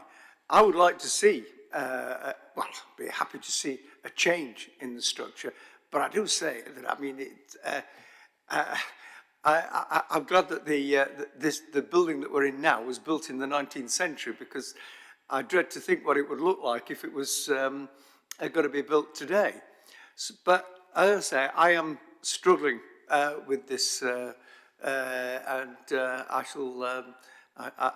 shall struggle a bit longer for a few more minutes. Thank you. Tony? Like Diana, I like this building. I think it's a good building. I'm not sure if it's in the right place, and I'm conflicted. And I'm going to have to make my mind up in a minute or two, and I'm struggling with it. Anybody else? So it's my turn now, is it? The problem is we're trying to rebuild a city, regenerate a city centre to beat the modern era. And it's very, very difficult when you've got old treasured buildings in existence, and it's trying to get that balance right. Now, this corner is a very ugly corner, poorly built buildings, and it needs replacing. It's a compromise we take all the time when we're trying to regenerate the city centre. Now, most of those, and if anybody went inside, by the way, those who went on the visit, it's not a nice little corner. It's full of pipes and things, a corrugated roof. It's not an attractive centre that we're building on. So there's 3 properties that will have the sunlight cut out. All the rest have a window that faces outside, not into the centre bit. And I think on balance, because surrounding the building, there's much bigger buildings across the road, both sides, the buildings are much taller. And on balance, I'm going to support this, Chair, because I think the importance of regenerating and continual rebuilding of our city centre, it's all happening, and I'm proud of what's happening, and I want to see that continue. And I like the building. I like Joanne. I think it's an attractive building. The corner, the round shape, fits in the corner that goes into both the streets. It does disadvantage 3 properties, I agree with that. It's the sunlight, but the outside of the building is very ugly, because all the pipes and extraction pipes that sticking up here and sticking up there don't make an attractive feature. So on balance, Chair, I'm going to support the regeneration and back the officer's recommendation, Chair. Anybody else? Okay, ready to vote? I'll take it in turns as we go around. Against, Chair. I'm voting against the planning application. Thank you. For the recommendation, Chair. Dan? For the recommendation, Chair. Tony? For the recommendation, Chair. Zero? Against, Chair. Okay. Roger? For. Andrew? Against the officer's recommendation, Chair. Bob? Against, Chair. Richard? Against, Chair. Alan? Against, Chair. And Gary? For, Chair. And I'm for.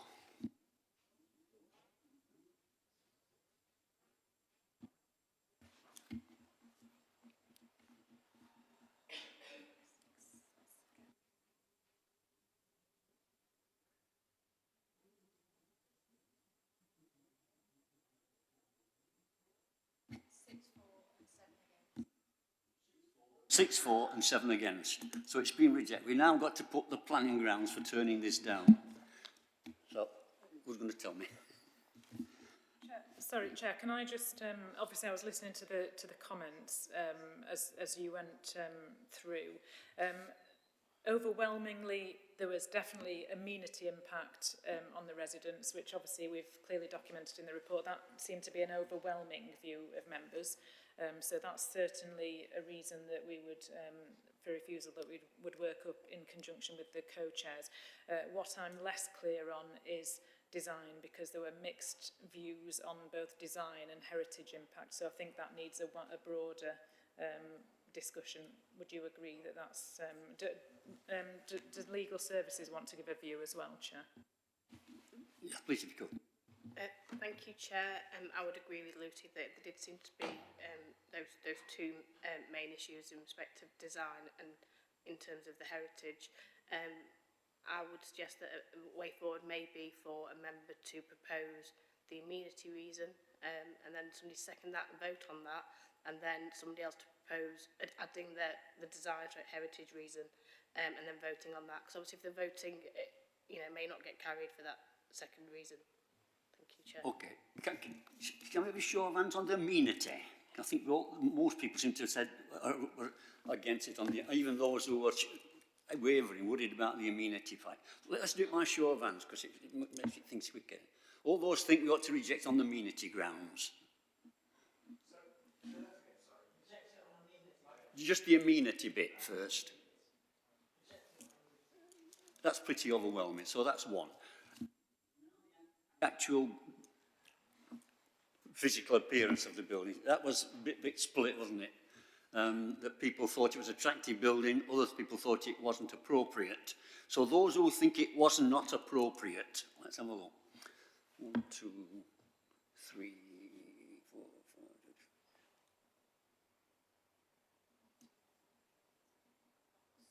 6. And those who think it was appropriate. Is that 4?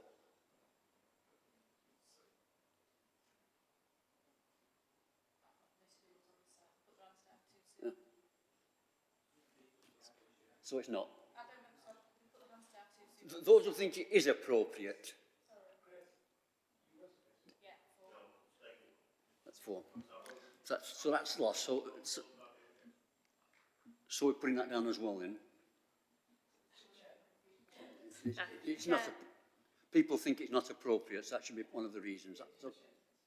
Sorry. Just to clarify what I think we were voting on. I think we were voting on not appropriate was about it's setting the conservation area, its relation to the heritage assets, and the scale of massing. I do not think we were voting on the design, because I don't think the design is the issue. I think some of us are concerned about whether it's the right place, but it's the impact in terms of the heritage assets and the scale of massing. I think that's what that last vote was. So I don't want the reason to be about the particular design. It's the scale of massing. It's whether we think we're going to put up as a reason for rejecting the application. Yeah. That's all. Yeah.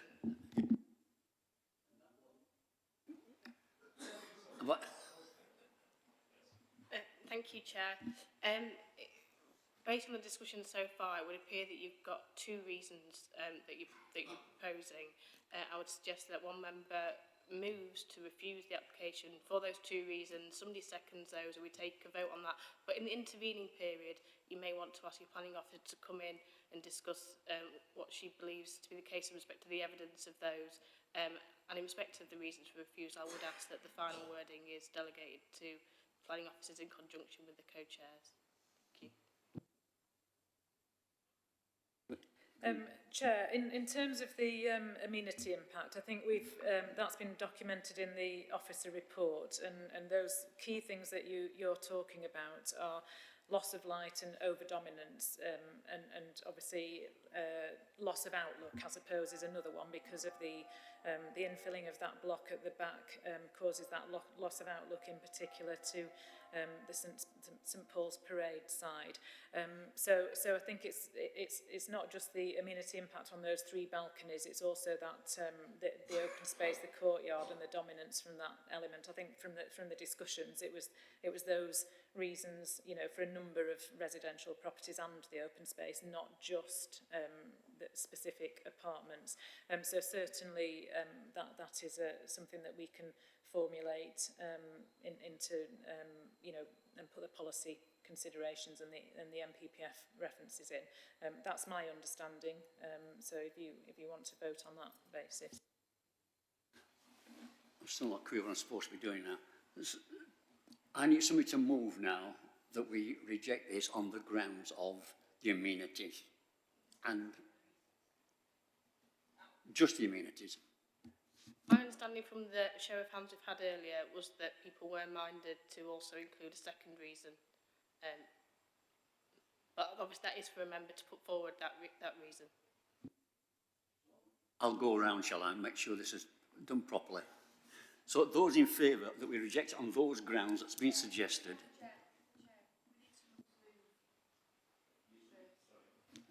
We need somebody to move it officially. Peter, move it. We've just given the reason, that the officer said.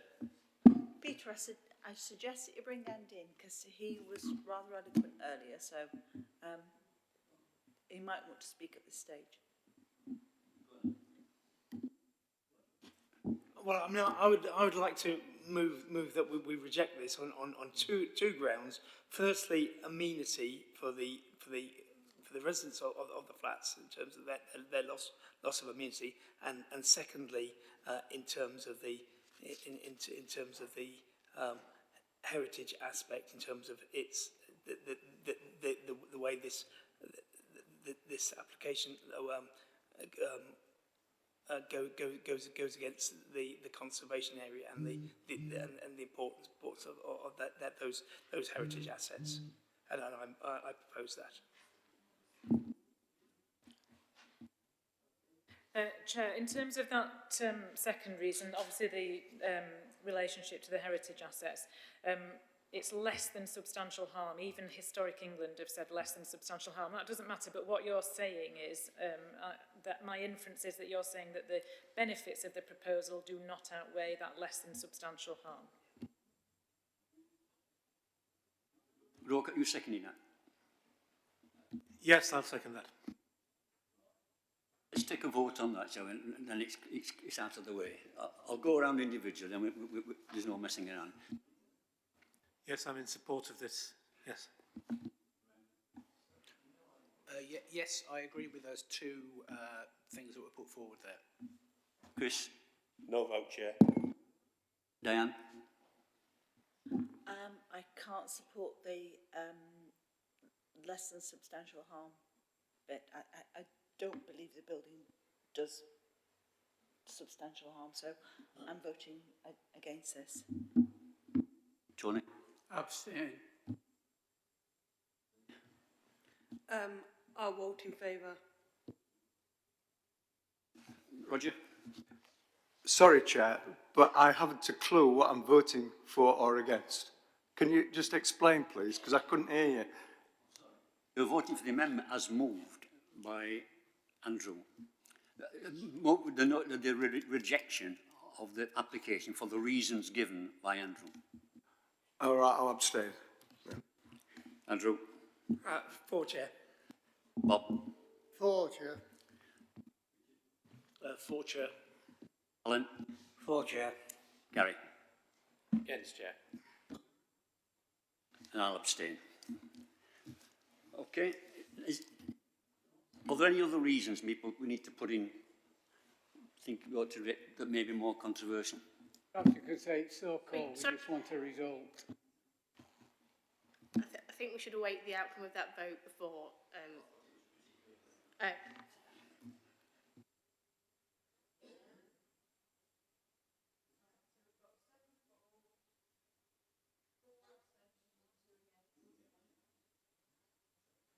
Right. Is that sufficient? Yes. It's been refused for those two reasons given, and those reasons are going to be worked up in terms of the final wording with planning officers in conjunction with the co-chairs. And is Lucy happy with that? Chair, obviously we'll draft the wording and agree that with the co-chairs. Good. Well, thank you very much. That's concluded a very difficult one. Can we go on to now item 11, which is the recording of planning appeals, pages 205. I know it's cold, everybody's freezing, but you want to just quickly go through it, Paulson? Chair, I think there's only one that's really important for members to look at, and you do need to read the full text of it rather than me going through it in absolute detail here. It's on page 213, because this was one that came to committee originally. Obviously, a lot of the decisions in here were delegated decisions, so they didn't involve yourselves.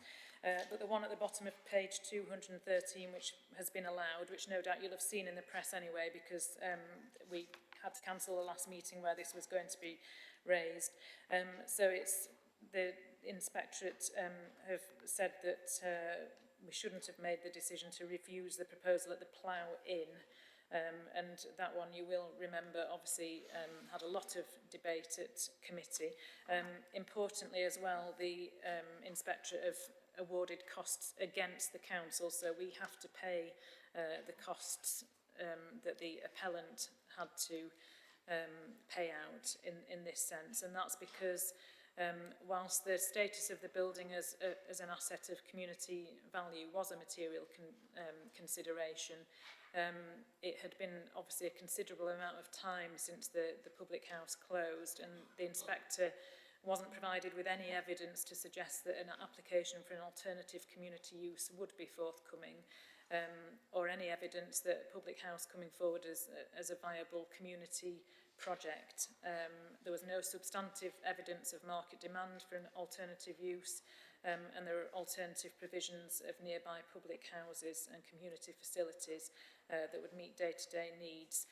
So I suppose it's a cautionary tale of being very careful about planning decisions that you make in terms of whether they are on balance or not.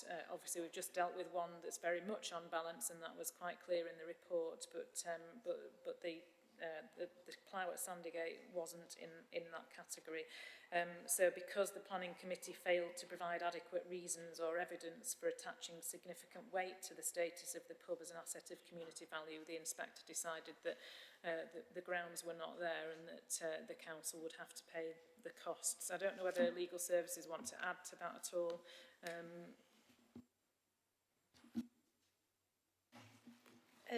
Thank you, Chair.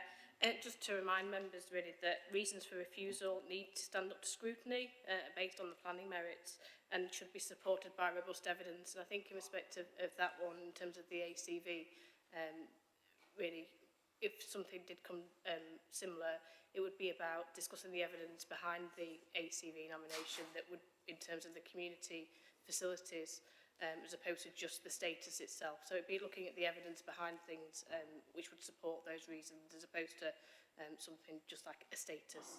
Thank you. Okay, I thought there were more reasons than that, but anyway, I'll take your word for it. Okay. No, we're not. Date the next meeting, 8th of February. Thank you all for your patience. It's been a long meeting, but we've done well. All freezing. Thank you.